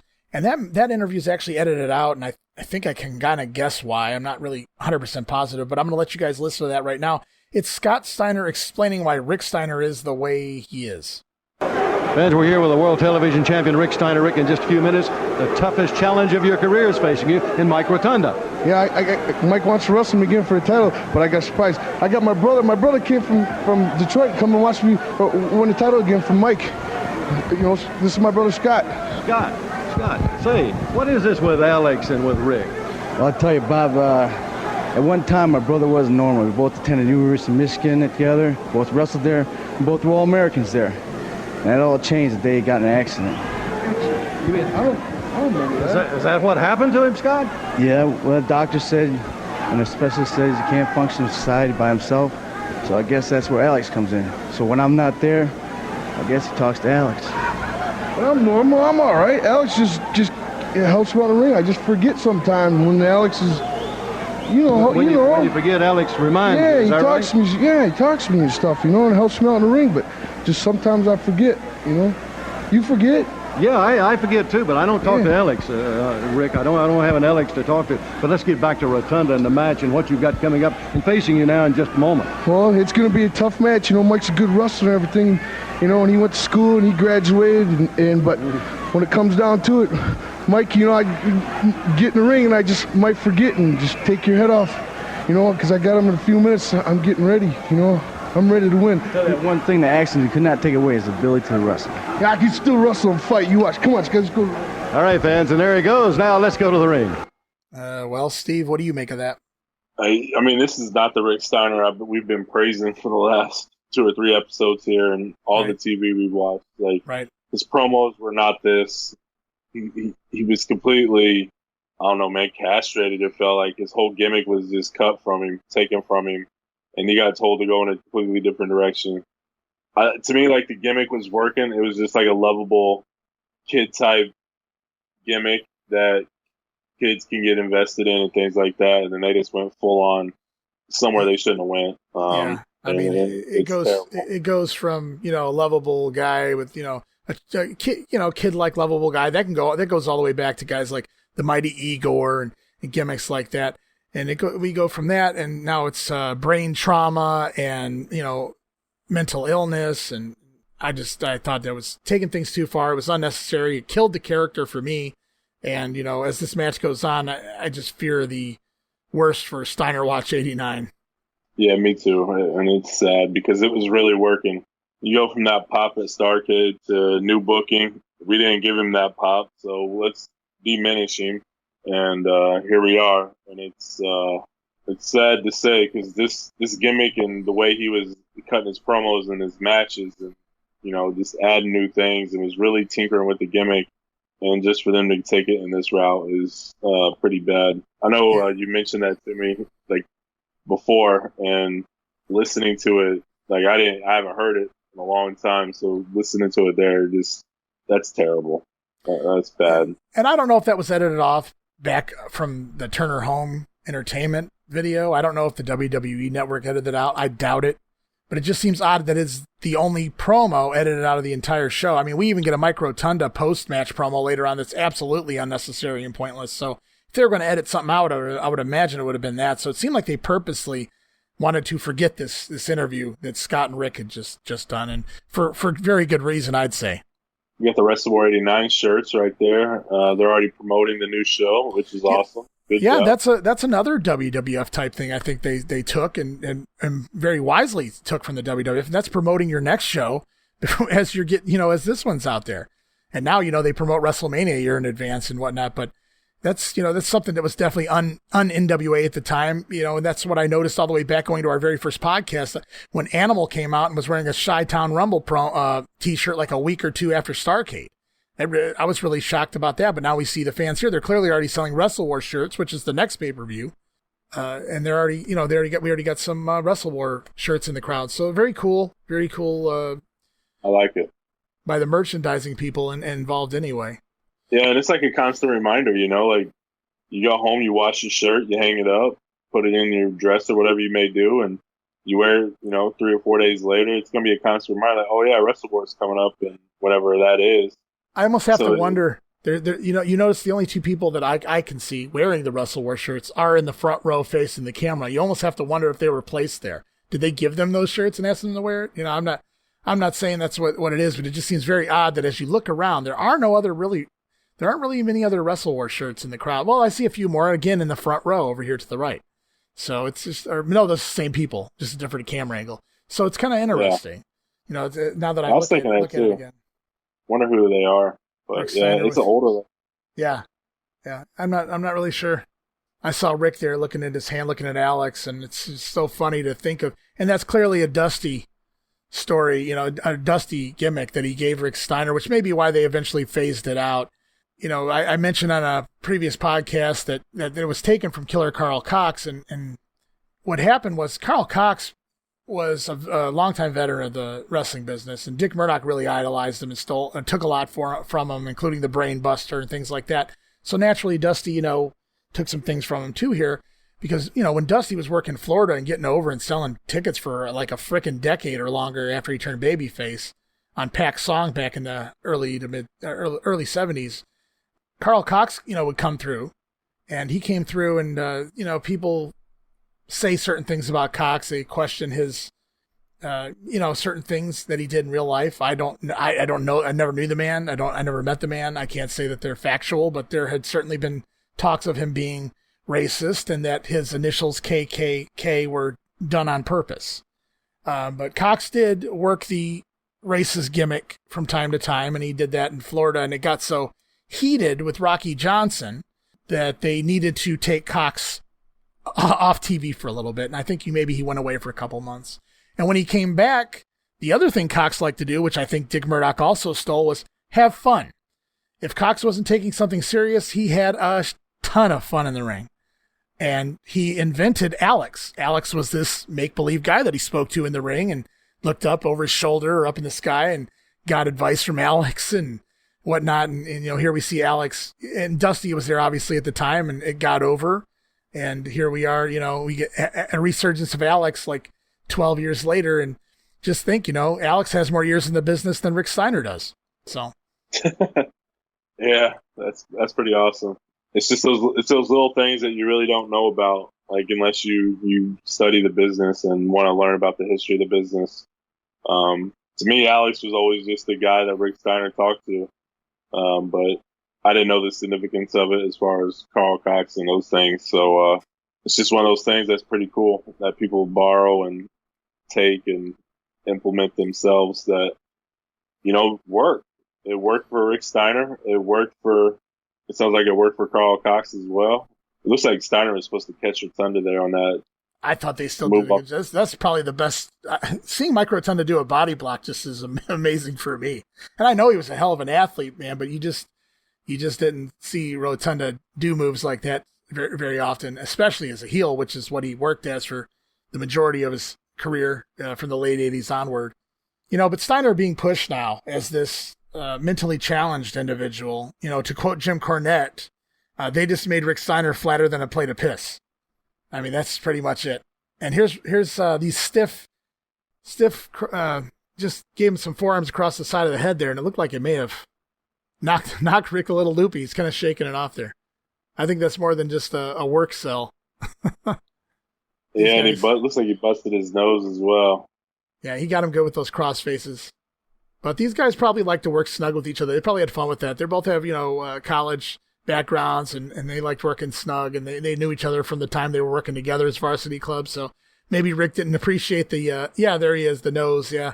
Maybe he didn't appreciate getting his nose busted there, but I'm sure they appreciate the snug work from one another. Oh, yeah. I'm sure when you're in there with your friends and your buddies that it's always more fun beating each other up a little bit.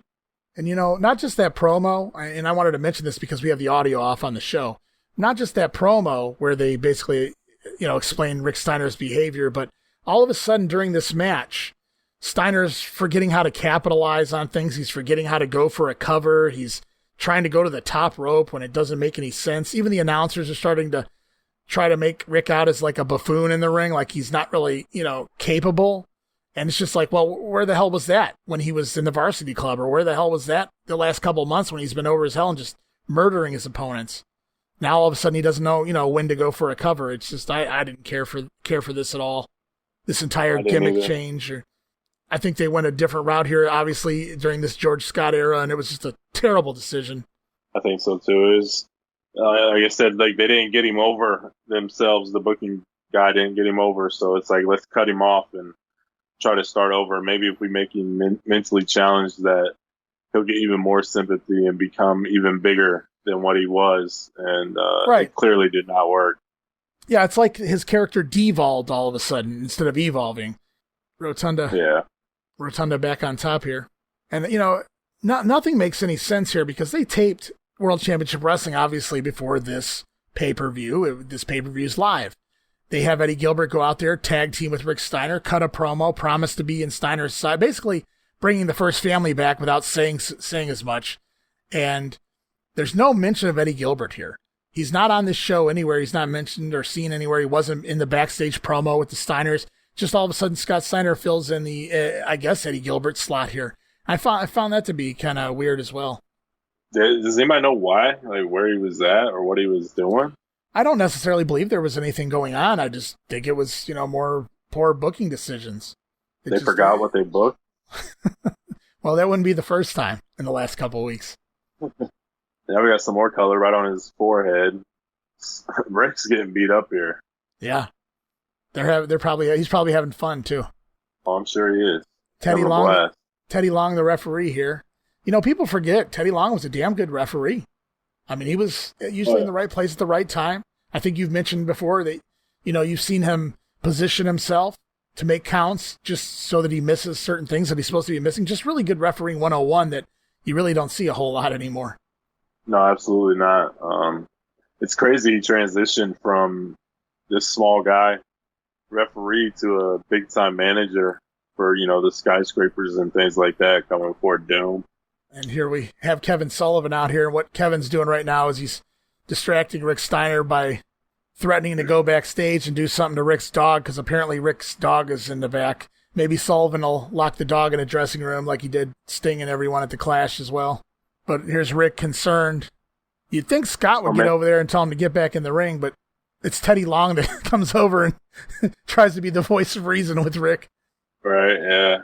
But the thing is, if they were looking for a count out here, Mike wouldn't have gotten the belt back anyway. So it was not a very good decision. I mean, if this was real, for Sullivan to try to lure Rick out of the ring.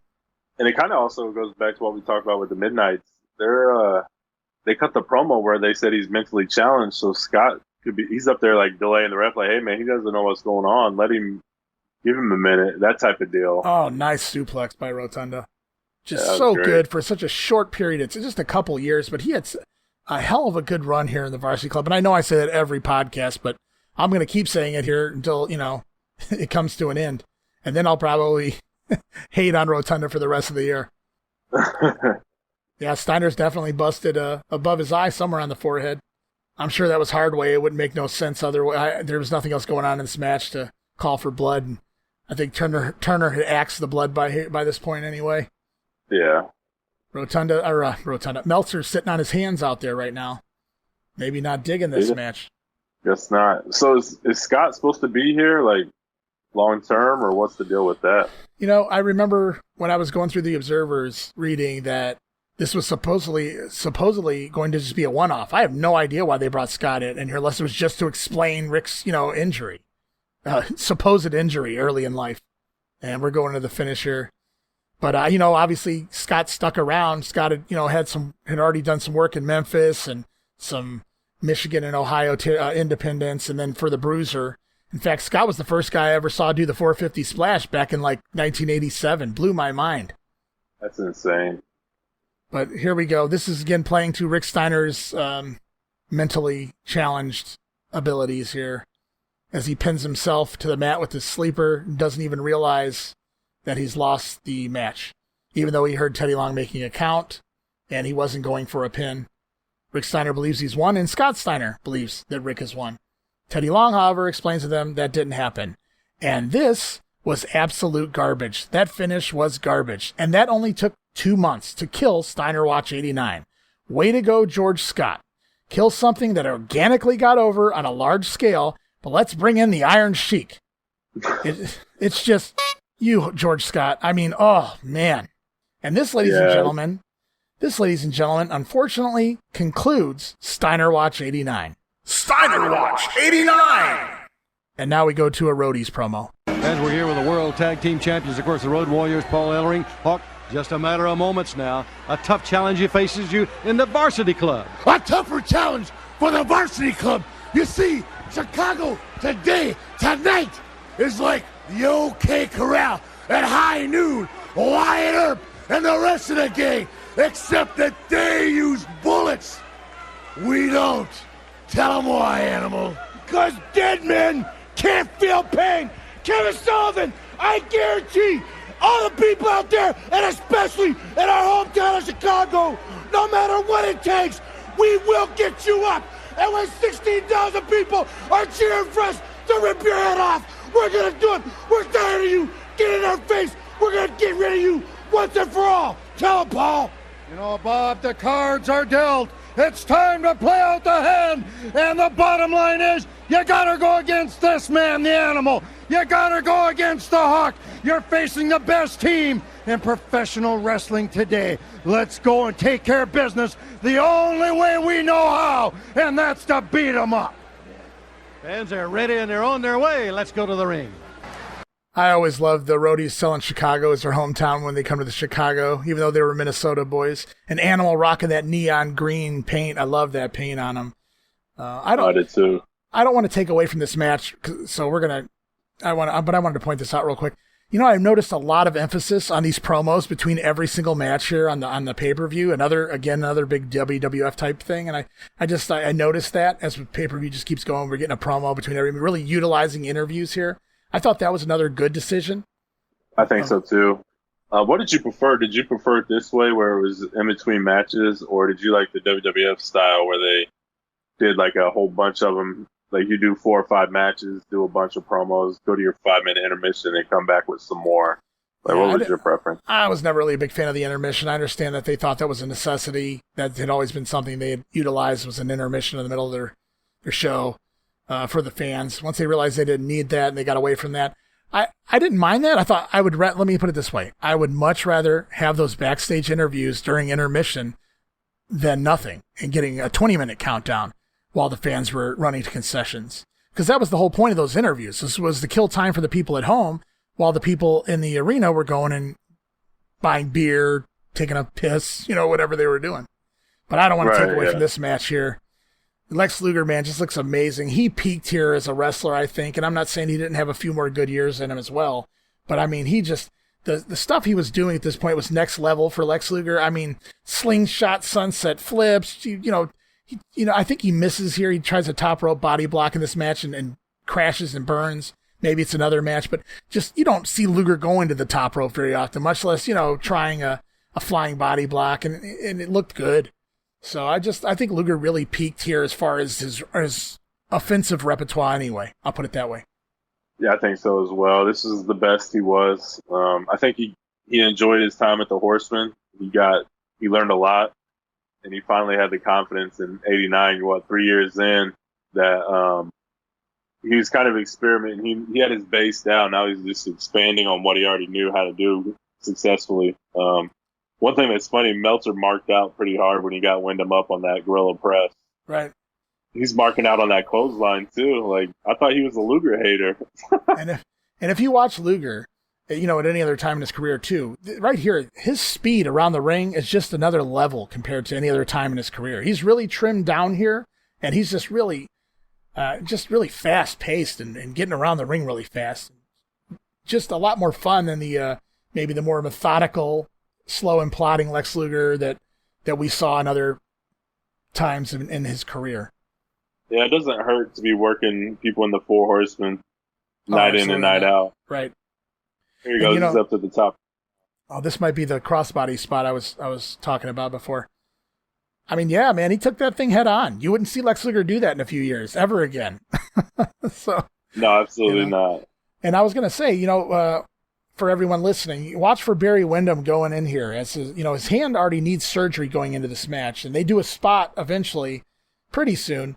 They do a spot where Barry punches the ring post and supposedly breaks his hand or breaks his wrist or whatever, and he actually blades his hand when he sells it, and it's just great selling on the hand of Windham for the rest of the match. He acts like he can't do much, and the psychology is amazing. He tries to punch Luger, it hurts. He doesn't have the grip to keep the claw on Luger, even though he tries to apply it. Even climbing the turnbuckles later when he goes for the superplex, he attempts to grab the top rope.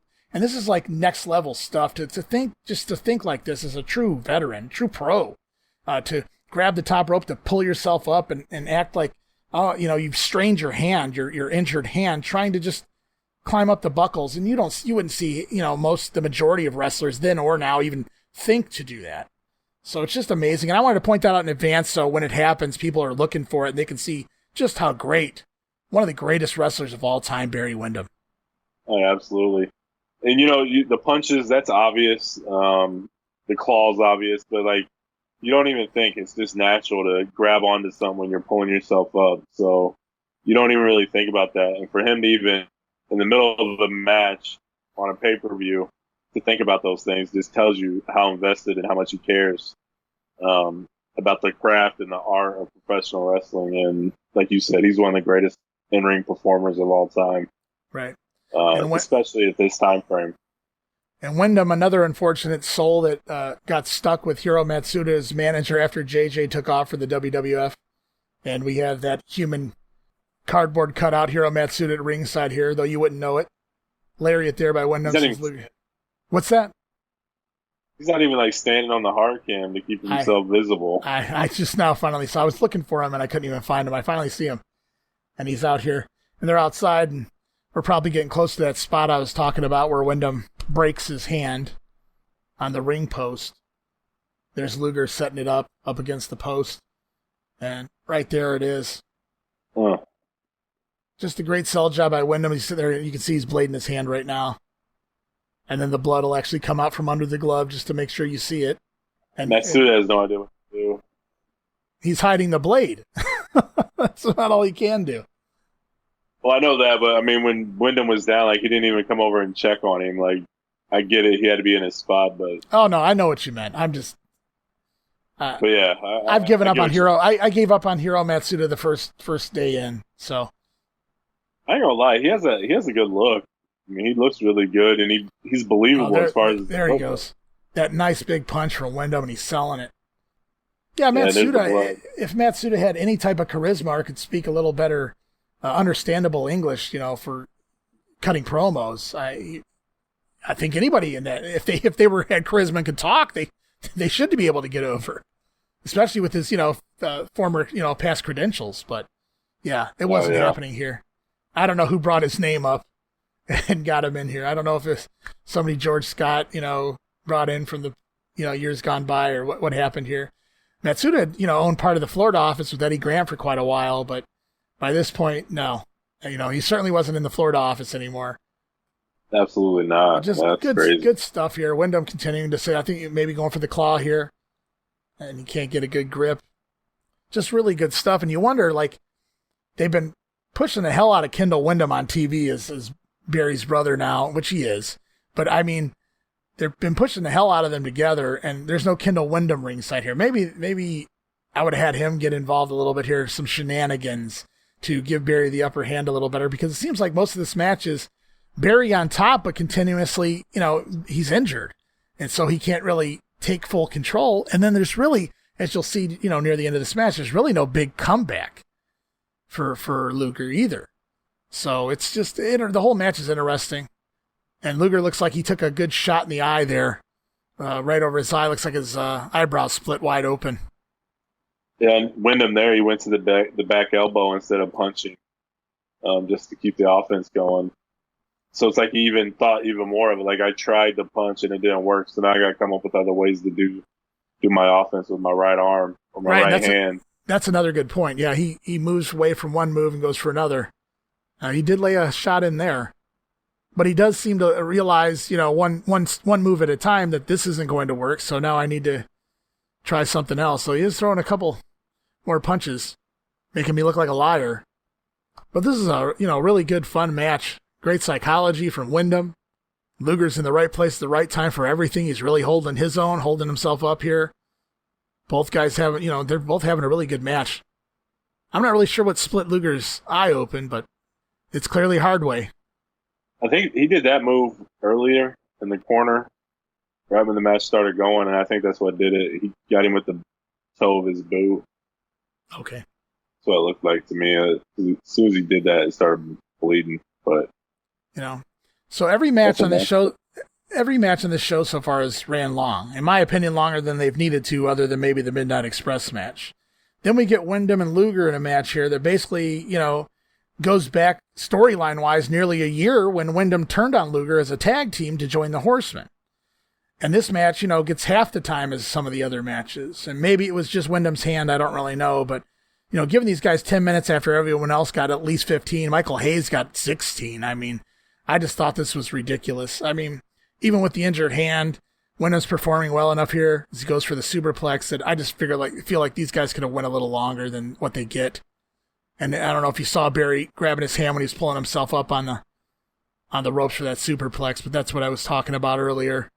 Meltzer popping for the superplex, and he's right back down writing notes. I think Meltzer's taking notes there. Luger kicking out of Barry's finisher. Oh, Meltzer. Oh, he couldn't believe it. Did you see him? Jaw dropped at that kick out. Yeah, I did. Yeah, this is a really good match. Guys weren't kicking out of finishes a whole lot back then. No, definitely not. Luger looks like he's getting in position for something. We get the back suplex, and this is actually the finish. Luger gets his shoulder up. We get the 3, and I don't understand. It felt like they were telling a great story, and they were halfway through, like 10 minutes into a 20-minute match. It just felt like the story ended right there. And look at Meltzer marking out Luger. But I agree. Meltzer goes out of his way to, in the Observer, when he was reviewing the show, to call Luger a good worker and said he didn't want to hear anything more about it. And this is funny right here, too. Windham pile drives Luger on the belt, and I'm not sure if he was supposed to or not, because you'll see Lex get right up from the pile driver on a belt. And Windham has to clock him again to keep him down. But, if this was cut for time, this is the wrong match to cut for time. If it was because Wyndham's injury, then I understand. But this is just stupid booking decision. Then once again, you, George Scott. And that's all I got to say about that. I agree. And we got a Mike Rotunda promo here. So while we're doing that, I'll do a timestamp update for everyone. We're an hour and 42 minutes and 25, 26, 27, 28 into the show. I didn't record the audio here for Rotunda's promo because it's really, it's short and it's Mike Rotunda cutting a promo. Basically here, all he says is he's the new TV champion again, and he had the finish of the match planned all along. So somehow he knew going into that match that he was going to get a sleeper put on him, and that Rick Steiner would just lay back with it and pin himself.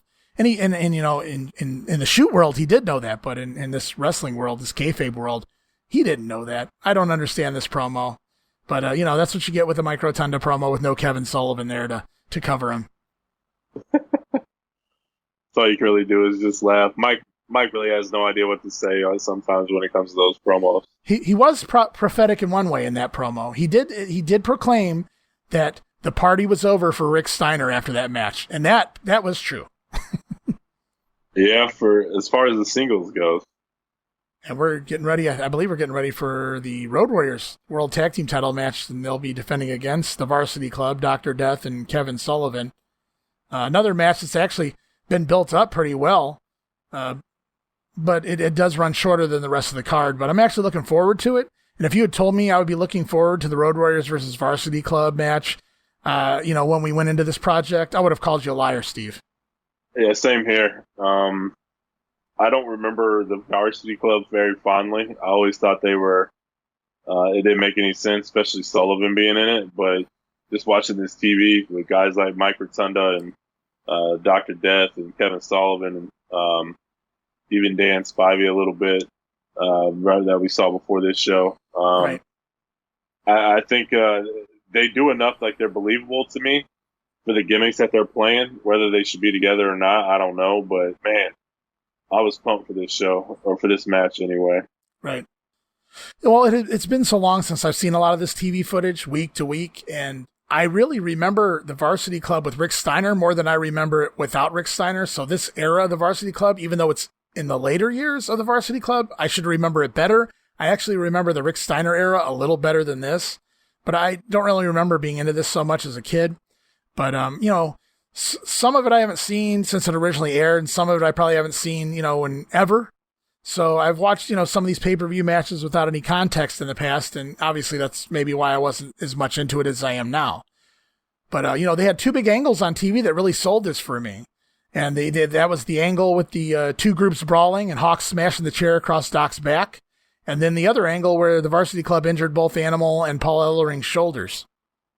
Yeah, and then the 6-man match where they continue to work the arm of Animal and things like that. So, right. Yeah, if you missed out on the television,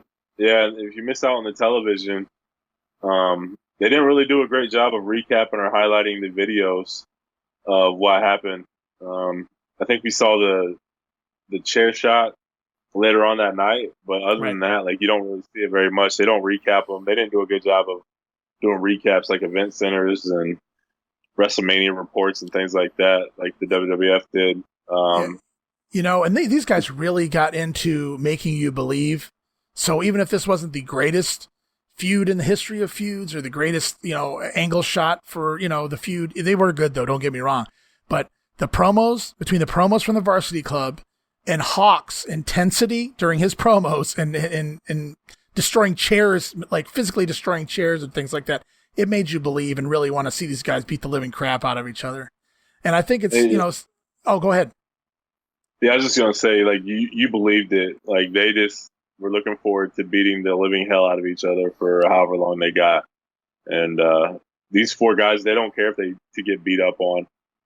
And another thing I wanted to point out on this is, I think it's safe to say by this point the Road Warriors have turned back babyface. I'd go with maybe Clash 5 or at least definitely this pay-per-view as their official complete turn back to face, because they've been trying hard to get over this heel versus heel dynamic here. And nobody was booing the Road Warriors. Nobody booed them 3 months ago when this experiment started, and they certainly aren't now. And I think by this point they just completely eliminate the fact that they ever turned heel, and we're back to babyface Road Warriors by the Chi-Town Rumble here. Good call. And this is so fun watching these guys just slam into each other. Just hard hitting fun, dude.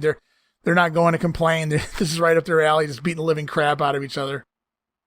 Oh yeah, they're having a blast. Like I said, these four guys just want to beat the heck out of each other, and that's what they're doing.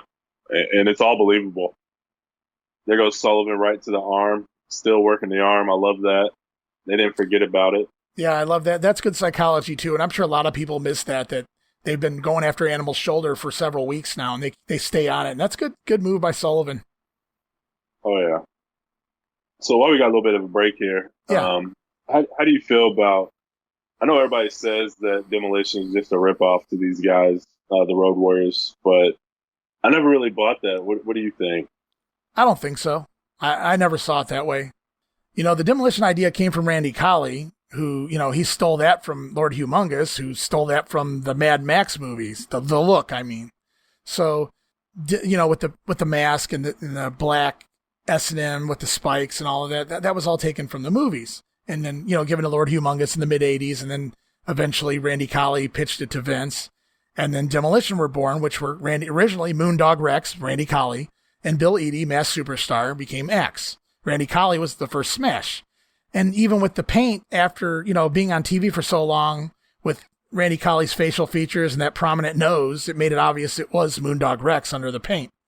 There are stories that the fans were even shouting Moondog during his matches, and Vince basically told Colley as soon as he came back through the curtains that they had to switch him out. Enter Barry Darso, who was actually looking for a job at that same time. He wanted to quit Crocket because of a bad payday, I believe, on Starrcade, the 86 Starrcade. So Vince, threw Colley a bone, maybe not a Moondog-sized bone, but still a bone, by letting him stay under contract for basically another year as like one of the masked shadows with Jose Luis Rivera. So, he went from being the original Smash to, the equivalent of the Young Stallions, only, heels. Basically the precursor to the Conquistadors. Yeah, But if you want to talk, now you asked me, I apologize, I went off on a different tangent there, but you want to talk about paint and spikes and whatever, then, you want to compare that, then do whatever you like. But if you want to sit down and watch them, the Demolition and the Road Warriors, they're their own entities. They have their own styles. Demolition never tried to recreate the Road Warriors moves or even their fast-paced power move style. Demolition were, really aggressive and deliberate with their wrestling. The Roadies were far more intense and fast-paced and power move oriented, where Demolition were just kind of beat you down, So I never saw them as, a ripoff. I didn't either. I never really saw it. I mean, that's a lazy comparison that they saw paint and spikes and like, oh, they're just a ripoff. I know Lance Storm, and I love Lance Storm. He's really intelligent. It seems like a very cool guy to talk to as far as wrestling history goes. And he's like, he never really liked Demolition because he just thought they were Road Warrior ripoffs. And I'm like, what the heck is that for? To me, like the Powers of Pain were always the ripoffs. They were two muscle guys. They had the exact same pants, just black with the names down the side, the face paint. The only thing that separated the only thing that separated them was the tassels that they wore on one of their arms. Right. Other than that, like you couldn't tell the difference as far as look goes. To me, like that just, and it's sad because it just diminishes like Demolition as a whole. If a lot of people think that way, and it just takes away from what they accomplished and devalues them as a team. And that's part of Vince's doing as well. But at the same time, like they deserve the credit they deserve. They need the credit they deserve, and right. I just don't think they'll ever get it due to outside factors, and it's sad. And we get the hot tag there, Hawk coming in. Yeah, but I agree with you, man. I feel like they were their own entities. They were their own teams. I know Demolition would certainly go on record. I've heard them go on record and state that they were never intended to, rip off the Road Warriors. And which you would, I don't know. Hawk expected Sullivan to take a real bump there, but he didn't get it. He didn't get one from him. And now Doc basically pulls Hawk out of the ring so he can go into the finish with Animal and Sullivan back in the ring, the two illegal guys in the ring, and the two legal guys, I believe, outside the ring. Or no, half and half. Sullivan's legal and Hawk's legal. And it looks like Animal and Sullivan are waiting for a spot here, and Doc or somebody's not in position for it. It's a miscommunication. Now Animal's going to go for the Doomsday, even though Hawk's not in position. Good spot there. Doc goes back to that shoulder of Animal, causing him to drop Sullivan. Doc covers Animal. They're illegal, but Hawk and Sullivan are illegal. Flying clothesline. 1, 2, 3. Road Warriors get the win. And Animal has his shoulder up the whole time, but Doc still thinks he won. Yeah. Very sloppy. So, another interesting finish. That's 3 in a row between, the Rick Steiner sleeper pin and the old back suplex shoulder up spot. And now this double pin here, which didn't really work out too well, but just another interesting pin. But at least we're getting finishes, so I can't complain there. I'm really happy with that. There's been no disqualifications, no countouts, no funny business, other than your typical heel stuff. So it's been good, a great pay-per-view so far in the way of finishes, other than maybe the way the finishes take place. But I'm happy that we're getting a lot of definitive wins. Me too. I am as well. And we got Caudle back here with your man Lex Luger. This is actually a pretty short interview, that's why I didn't record the audio. But basically, Luger gives Barry props here and said he was a great wrestler and a great champion. Lex mentions he needs stitches on his eye, and and mentions Barry Windham's shattered wrist is what he refers to it.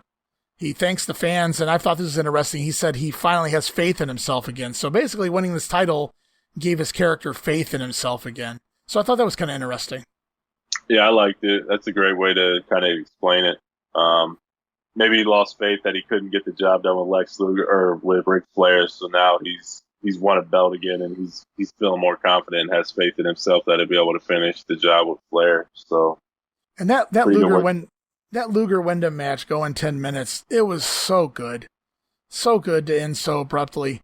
And I mean, I would call it a match of the year candidate. And maybe it wouldn't have surpassed any of the Steamboat and Flair matches, but had they been able to go 20 and continue to tell that story for, another 10 minutes, I would imagine that match would be like a top 5 at the end of the year or somewhere near it.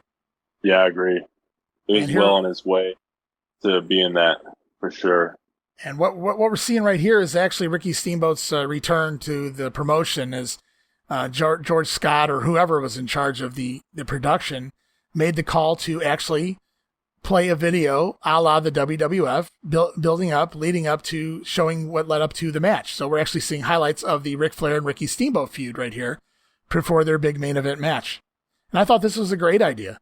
I did too. They just need to take the WWF style and make them, quick highlights, not the last 30, 45 seconds of a match. Right.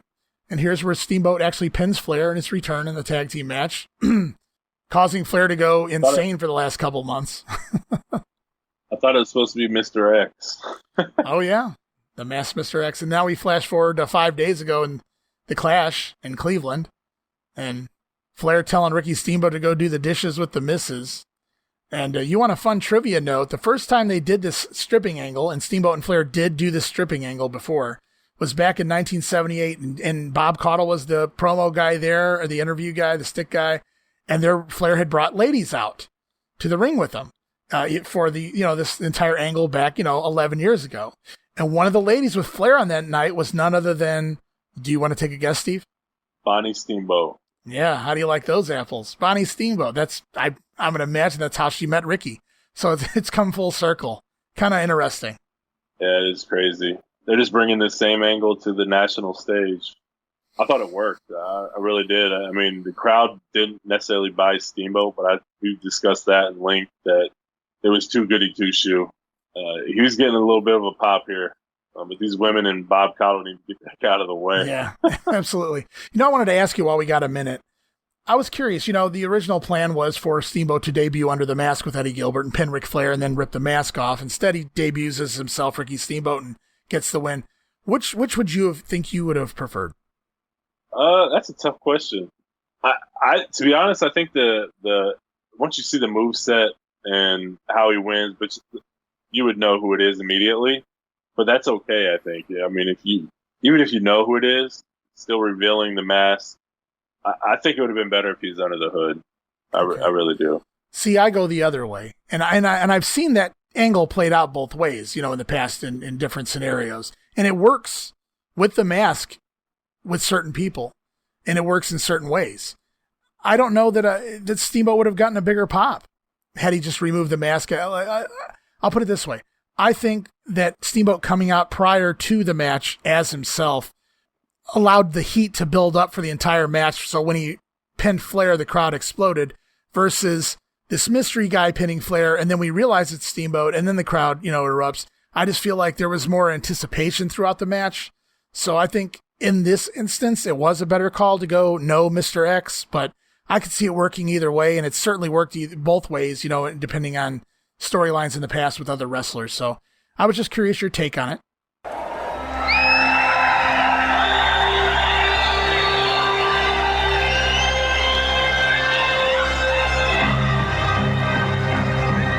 Ladies and gentlemen, he is accompanied to the ring by his manager, Hiro Matsuda. He is the World Heavyweight Champion, Nature Boy, Ric Flair!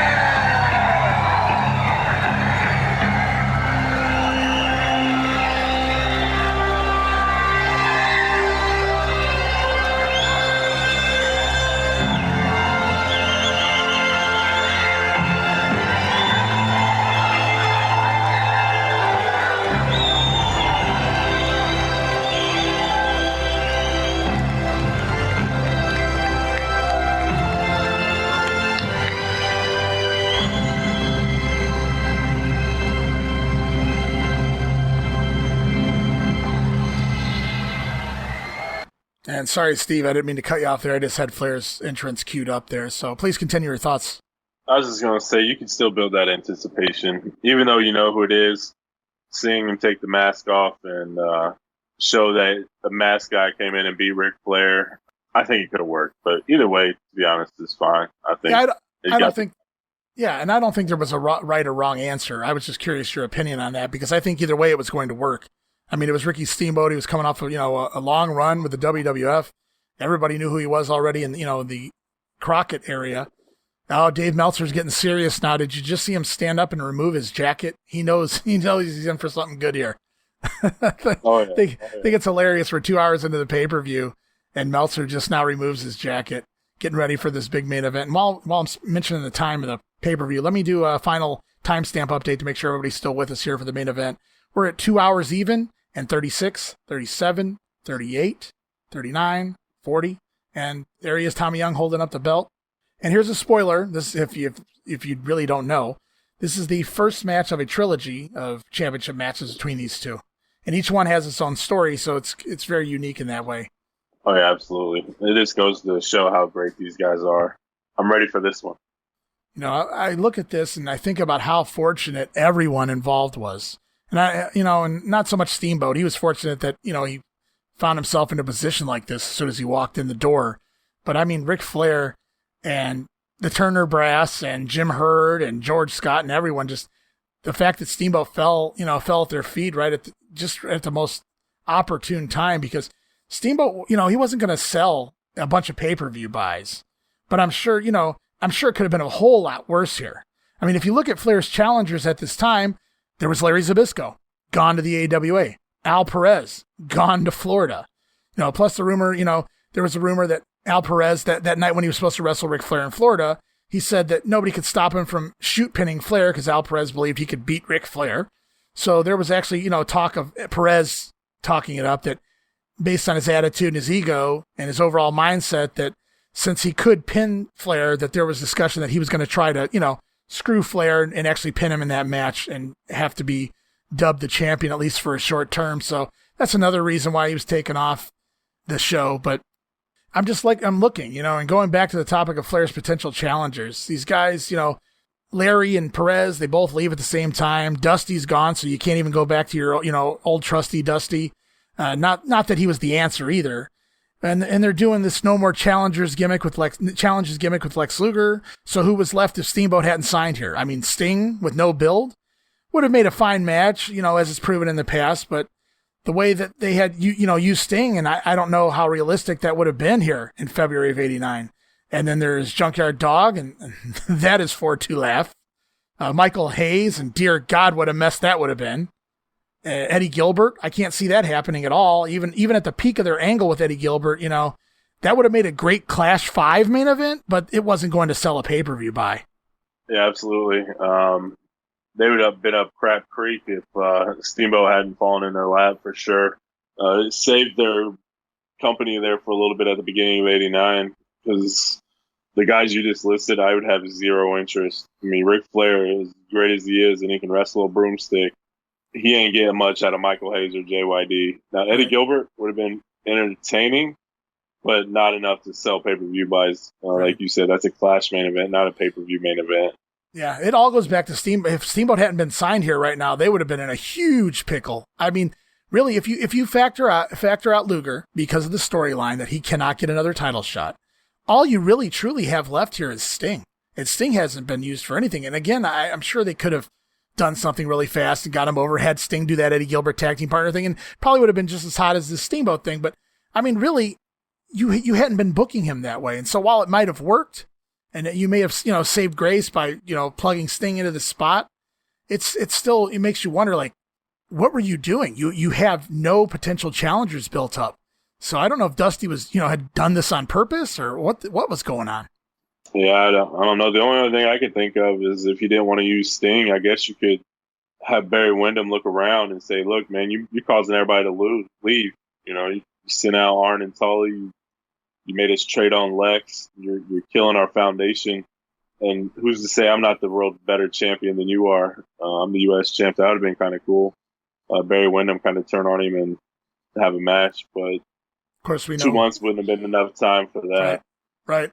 And I mean, that's another possibility. And when I thought of this originally, I did include Windham in my thoughts, but I just like you said, I just didn't think there was. He hadn't been heel long enough to really turn him back baby here so fast. Although it's not like you wouldn't do that later with Lex Luger when they were in a bind with Sting's injury in 1990.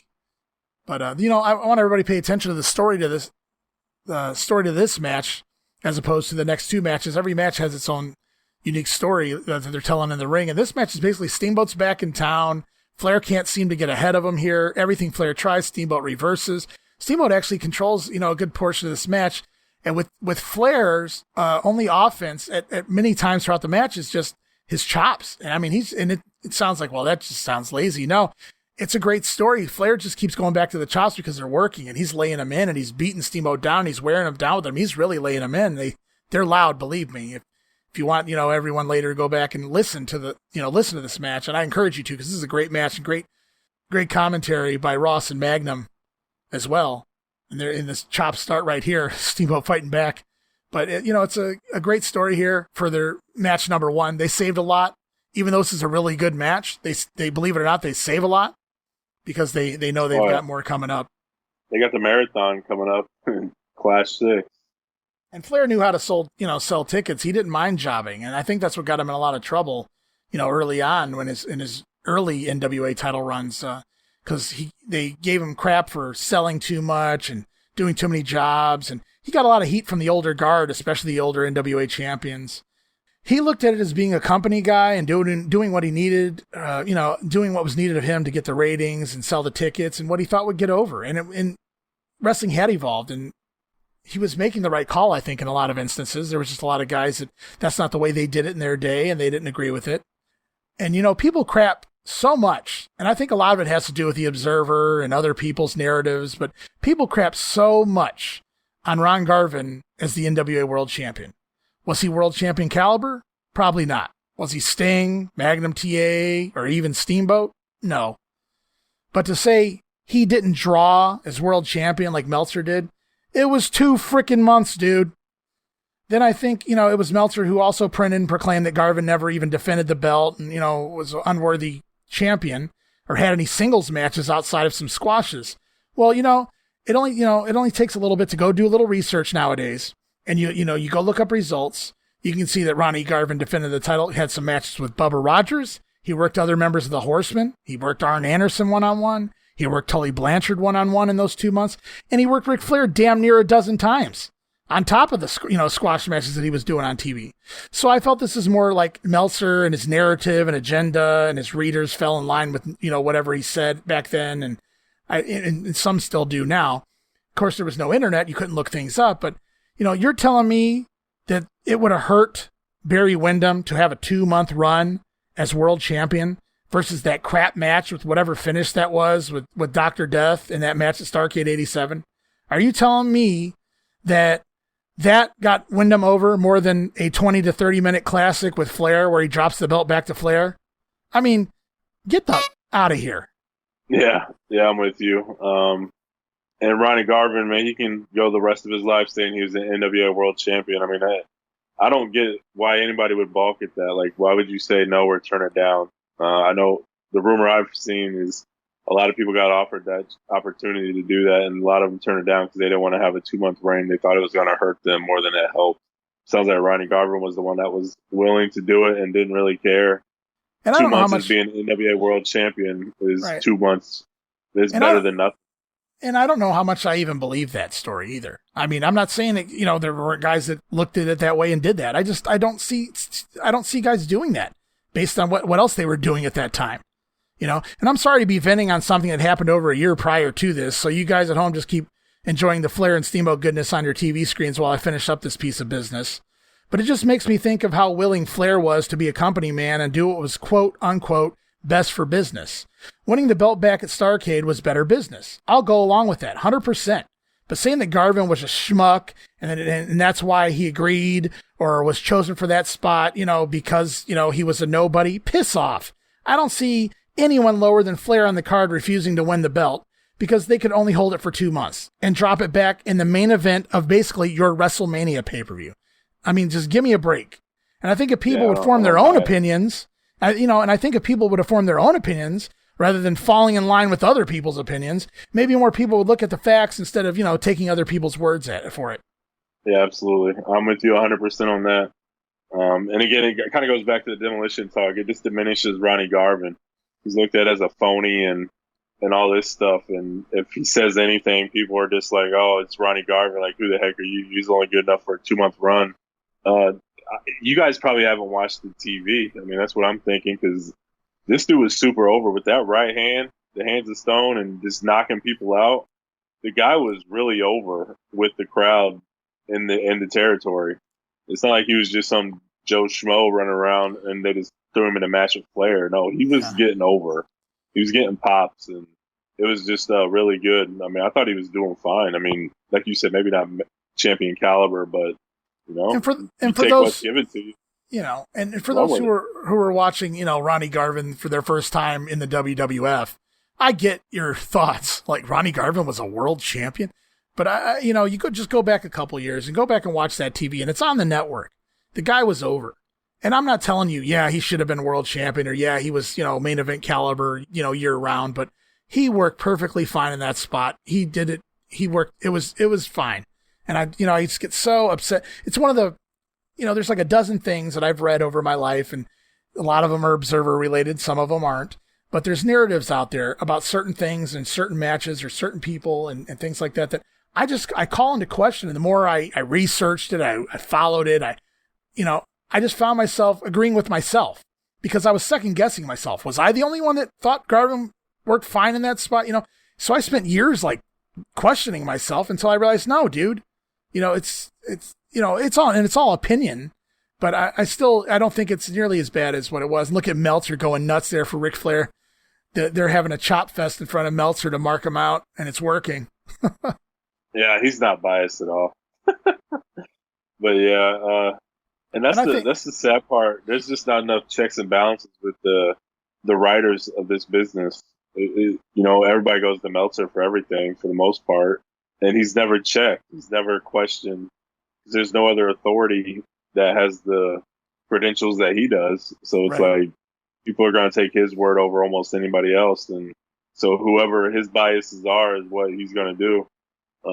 They kind of just carry that over. I love that Ric Flair, like, he never gets crapped on for not doing the job or not doing what's right for business. Out of all the guys, he's right there at the top of those people that can just say, screw all of you.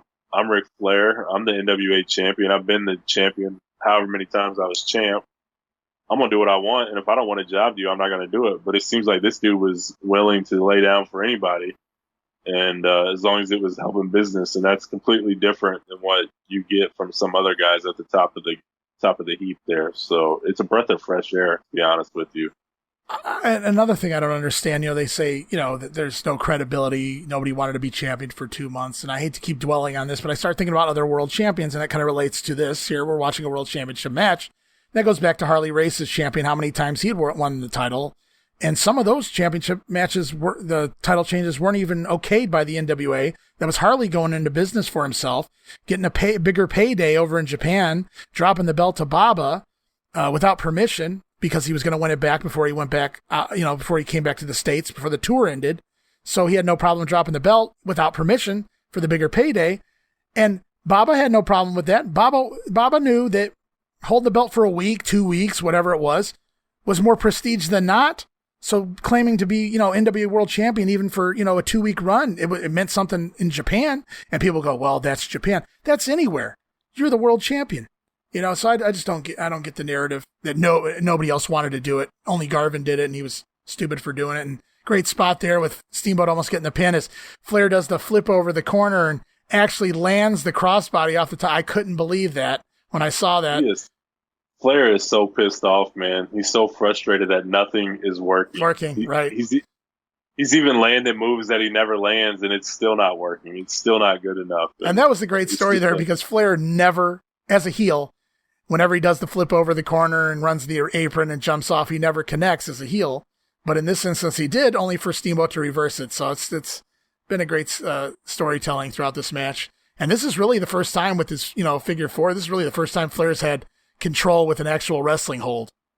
And it's not even really working because he doesn't have it on very long. So it all goes back to the story that they're trying to tell here. And it's just tremendous psychology and everything. This is what wrestling is, or should be.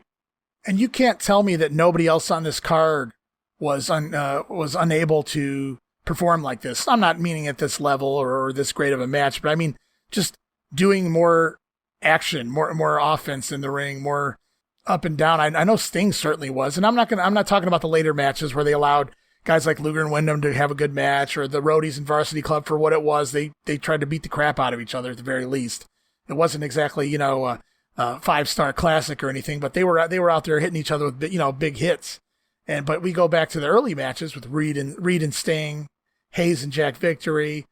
They weren't allowed to do anything, and I think that really hurts Sting. I mean, you have a guy like Sting on the show, you give him 20 minutes and you don't let him showcase any of his offense. Yeah, you didn't let him. You just cutting his legs out from under him. Let him go out there and fly around. You didn't even see a stinger splash. You didn't even do his finisher. No, like maybe one drop kick. I mean, let the guy go out there. If you're not going to let people at the beginning of the show do their moves, then put him at the middle or the end where he can get that stuff in. Right. Have a cool down match or something where he can get the crowd up and do all the spots. But I don't know why you don't want to showcase people to the best of their ability. It never made sense to me. I don't get it. I get it at a house show, but not a pay-per-view that people are paying for. You pay to see the best matches. And that's the best of these guys. Well, that becomes George Scott's downfall. He's treating everything like a house show. And that's going to end up being his downfall, as you'll find out here in the next couple months. Is he looks at house shows as the way to make money, and that was the case for basically every decade prior to this. But by the end of the 80s, and house shows were still big revenue, don't get me wrong, especially for the WWF, but house shows were still big revenue. But when you have TV products like the Clash of the Champions, which is a TV show put on in a prime spot on on TBS, by the owner of the company, and you don't want to give anybody anything, you don't want to advertise it. Oh, look at this. Oh, what a beautiful spot, that crossbody where they both go tumbling to the floor. It's so good when it works right. Yeah, and it worked right. Very good. Good job there by both guys. Yeah, they both got over perfect. It sucks when they get hung up, like their backs. It ruins the whole spot. And one of them has to roll out underneath or whatever. They just fall down flat front and then they roll out. Yeah, but that was perfect. I lost my train of thought what I was even talking about before that bump. George Scott. Oh, right. Well, not even. And he treats everything like a house show, and he's fails to realize that this is big time stuff. This is a pay-per-view. People are paying to watch this. People don't, I understand that maybe his logic was that you have dull matches early so that as the show builds, the moves mean more, the main event means more. But I think by 1989, it was the exact opposite. By the time you're watching this really good stuff by the end of the card, you're wondering what the hell's wrong with these guys at the beginning of the card. These guys don't even belong on the same show or in the same company as these guys. And it really almost hinders them. And if you didn't already know what Sting could do, that did Sting absolutely no favor. If that was the first time you ever saw Sting, you would have asked someone, what's the hype? I don't see it. How do you have him out there for 20 minutes and get none of his signature stuff? You get nothing. I mean, for 20 minutes, you can't tell me that was on accident, that they just never got to the spots. I mean, that was clearly a directive somewhere down the line to, you guys go out there and do as least amount possible. You got 20 minutes and then, go take it home. Yeah, that's unacceptable. That's really the only match I have an issue with. Michael Hayes and Russian Assassin #1, Jack Victory. I don't care if they do nothing. I mean, and then the match after the Sting match, I can't remember what it was. That was the Midnights. They got to show some stuff. Right. So, I mean, Sting's really the only thing that sticks out to where you totally ruined an opportunity to let that guy get over. Now, I get it. You may want to keep Butch Reed elevated a little bit because I don't know what you have planned for him, whatever. Well, apparently nothing. Let him do some moves. At least not for a while. Yeah, let him do some moves. I mean, let Sting do some moves, let Butch Reed do some things, and let these guys showcase something. Give them 8 minutes, 10 minutes at the most. Let it be a fast match. I don't know what the deal was there, but yeah, it was stupid. Flair finally took over on offense here after the figure four for a little bit, but now Steamboat getting a sneak schoolboy in, and now here he comes diving, crash and burn, tried for a crossbody. Flair finally getting a little bit of offense and trying to keep Steamboat down on the ground, but the story continues that Ricky just keeps fighting back. He won't stay down. Such a good match. And I totally forgot Hiro Matsuda was even at ringside until we just got a glimpse of him. Look at these two. Here we go. One of Flair's favorite spots. He loved to find guys that could do this bridge up into usually into a backslide, but Steamboat kind of makes it his own with a butterfly suplex, that double underhook. These guys just had some great matches. Yeah, the crazy part is the house show matches are rumored to be way better than anything they showed on TV. I can only imagine those. And now we're going for Flair near the ropes here. It looks like Steamboat's going for the bet. No, he gets it. I thought maybe Flair was going to use the ropes. We're getting some quick pinfall attempts here by Steamboat, reminiscent of some of his stuff with Randy Savage. What a classic there. Steamboat coming back with his own chops now on Flair, and these guys have really put it all out there right here for their first of three matches. They're really going to, have to top themselves, and it's going to be fun actually going back and watching all these matches because I've seen so many people rank their trilogy of matches in order of their favorite to least favorite. I don't even want to say least favorite, but best to not the best. And I've seen this listed, in the middle. I've seen this listed as number 3, and it's been a really good match. So I'm just really interested to, finally be able to view all three of them within a relative, fair amount of time and make my own judgments because I've never actually done that before. So that's going to be interesting. Steamboat going Same up, here. Big chop, takes Flair down, and it looks like he's going to go for the crossbody. He's looking for the right rope to do it on. He's looking for the right corner. Got to get in position. Must be going into the finish. Looking for the body block here. Well, he connects, but he takes Tommy Young down with him. What Tommy was doing there is unbeknownst to me. But we got both guys down, and I smell, the fans smell a dusty finish or another screw job. We're used to these. We've seen these for the past several years on many clashes and many pay-per-views. Flair with the roll-up, hook of the tights, but the referee's down. We need another ref out there, Tommy Young, to get up. All the crowd standing, too. That's so awesome that it's lit up and you can actually see it. It's so cool. Now there's Flair throwing Steamboat over the top rope. They're teasing a disqualification right there, but Steamboat actually lands on the apron. Goes back to the top again. Misses that body block. And now it looks like Flair's going to maybe take him to school. Ricky counters with that cradle. Teddy Long shows up. 1, 2, 3. It looks like Steamboat might have it, but of course Steamboat landed on top of Tommy Young, and then Ric Flair threw Steamboat over the top rope. So we're looking at a potential, disqualification either way right here, with Teddy Long coming in playing the second referee in the dusty finish. But Teddy Long insists Steamboat's a champion. Hiro Matsuda questioning Tommy Young. He's making a case for Flair. Flair making a case for himself, and look at that, the ultimate slap in the face of Dusty Rhodes. Ric Flair protests to Tommy Young, the original referee, just like you'd see in any typical Dusty finish. But guess what? The American dream isn't there. And in the biggest FU to the former booker, if you will, Tommy Young walks over, raises Steamboat's hand too, and fans just lost their minds. Did you see that little glimpse of hope? They were happy, but they waited. They wanted to make sure this wasn't another Dusty finish. And, this was, I think, the ultimate message to the NWA. And I don't see this being a George Scott decision. This finish had to have been a Flair finish. I think Flair put this together and just to send a message to Dusty and send a message to the fans that this crap's over with. You guys are going to get finishes now. And I thought that was just a tremendous way to end the match. I did too. I never really thought of it that way. But it's truly tremendous that Flair gets pinned, loses his belt, but he still gets one last FU to Dusty Rhodes and puts an end to the feud. So just a tremendous match. I loved it. It was just really good. I can't wait to see the other ones.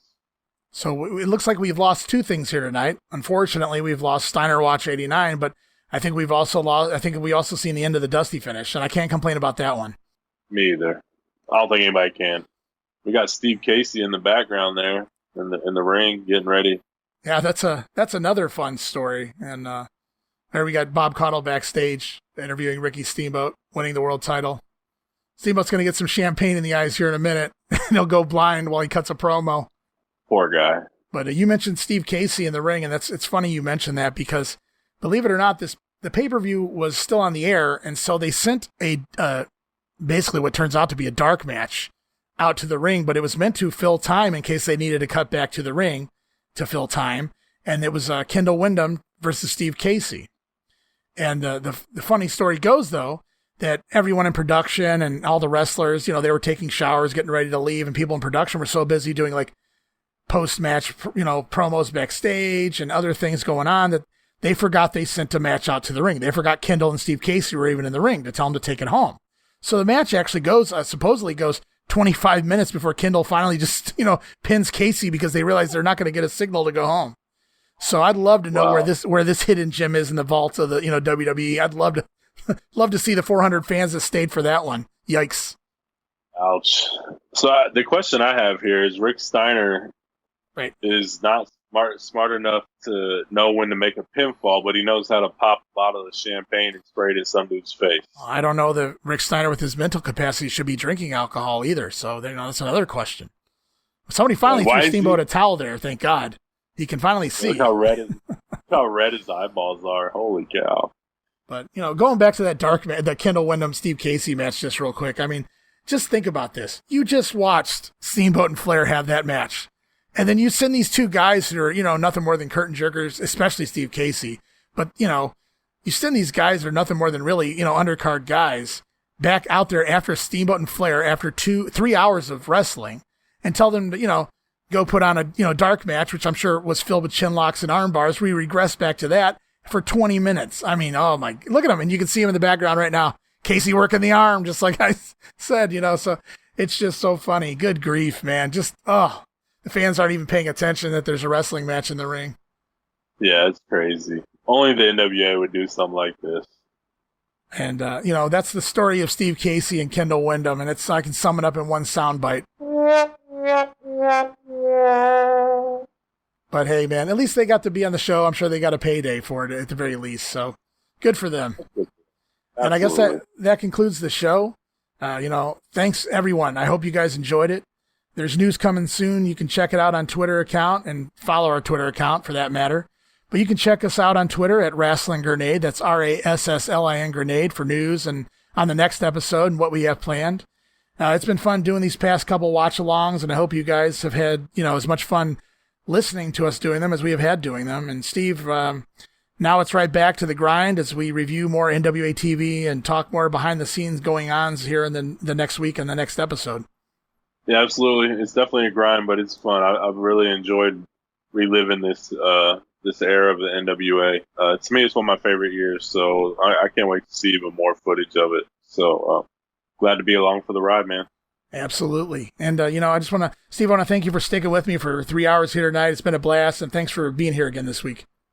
Absolutely. It goes real fast when you're sitting here just talking wrestling. It's not just the action. It's what we talk about that makes it fun. So just a great time all around, buddy. Thank you. And I want to thank, all the listeners out there as well for joining us for Chi-Town Rumble. And that concludes our watch-along of Chi-Town Rumble. We'll be back next week with more news and hopefully more watch-alongs in the very near future. Stay tuned to Twitter to see what's up next. Promotional consideration paid for by the following. Thanks once again to all of our great listeners, and remember to spread the word to help the grenade grow. We appreciate your support and hope you continue to listen. And for my partner in crime, Steven Eckstat, this is Ray Russell saying, from pillar to post and coast to coast, you pull the pin and we'll pick up the pieces right here on the Wrestling Memory Grenade. See you next week. Don't miss it. Be there!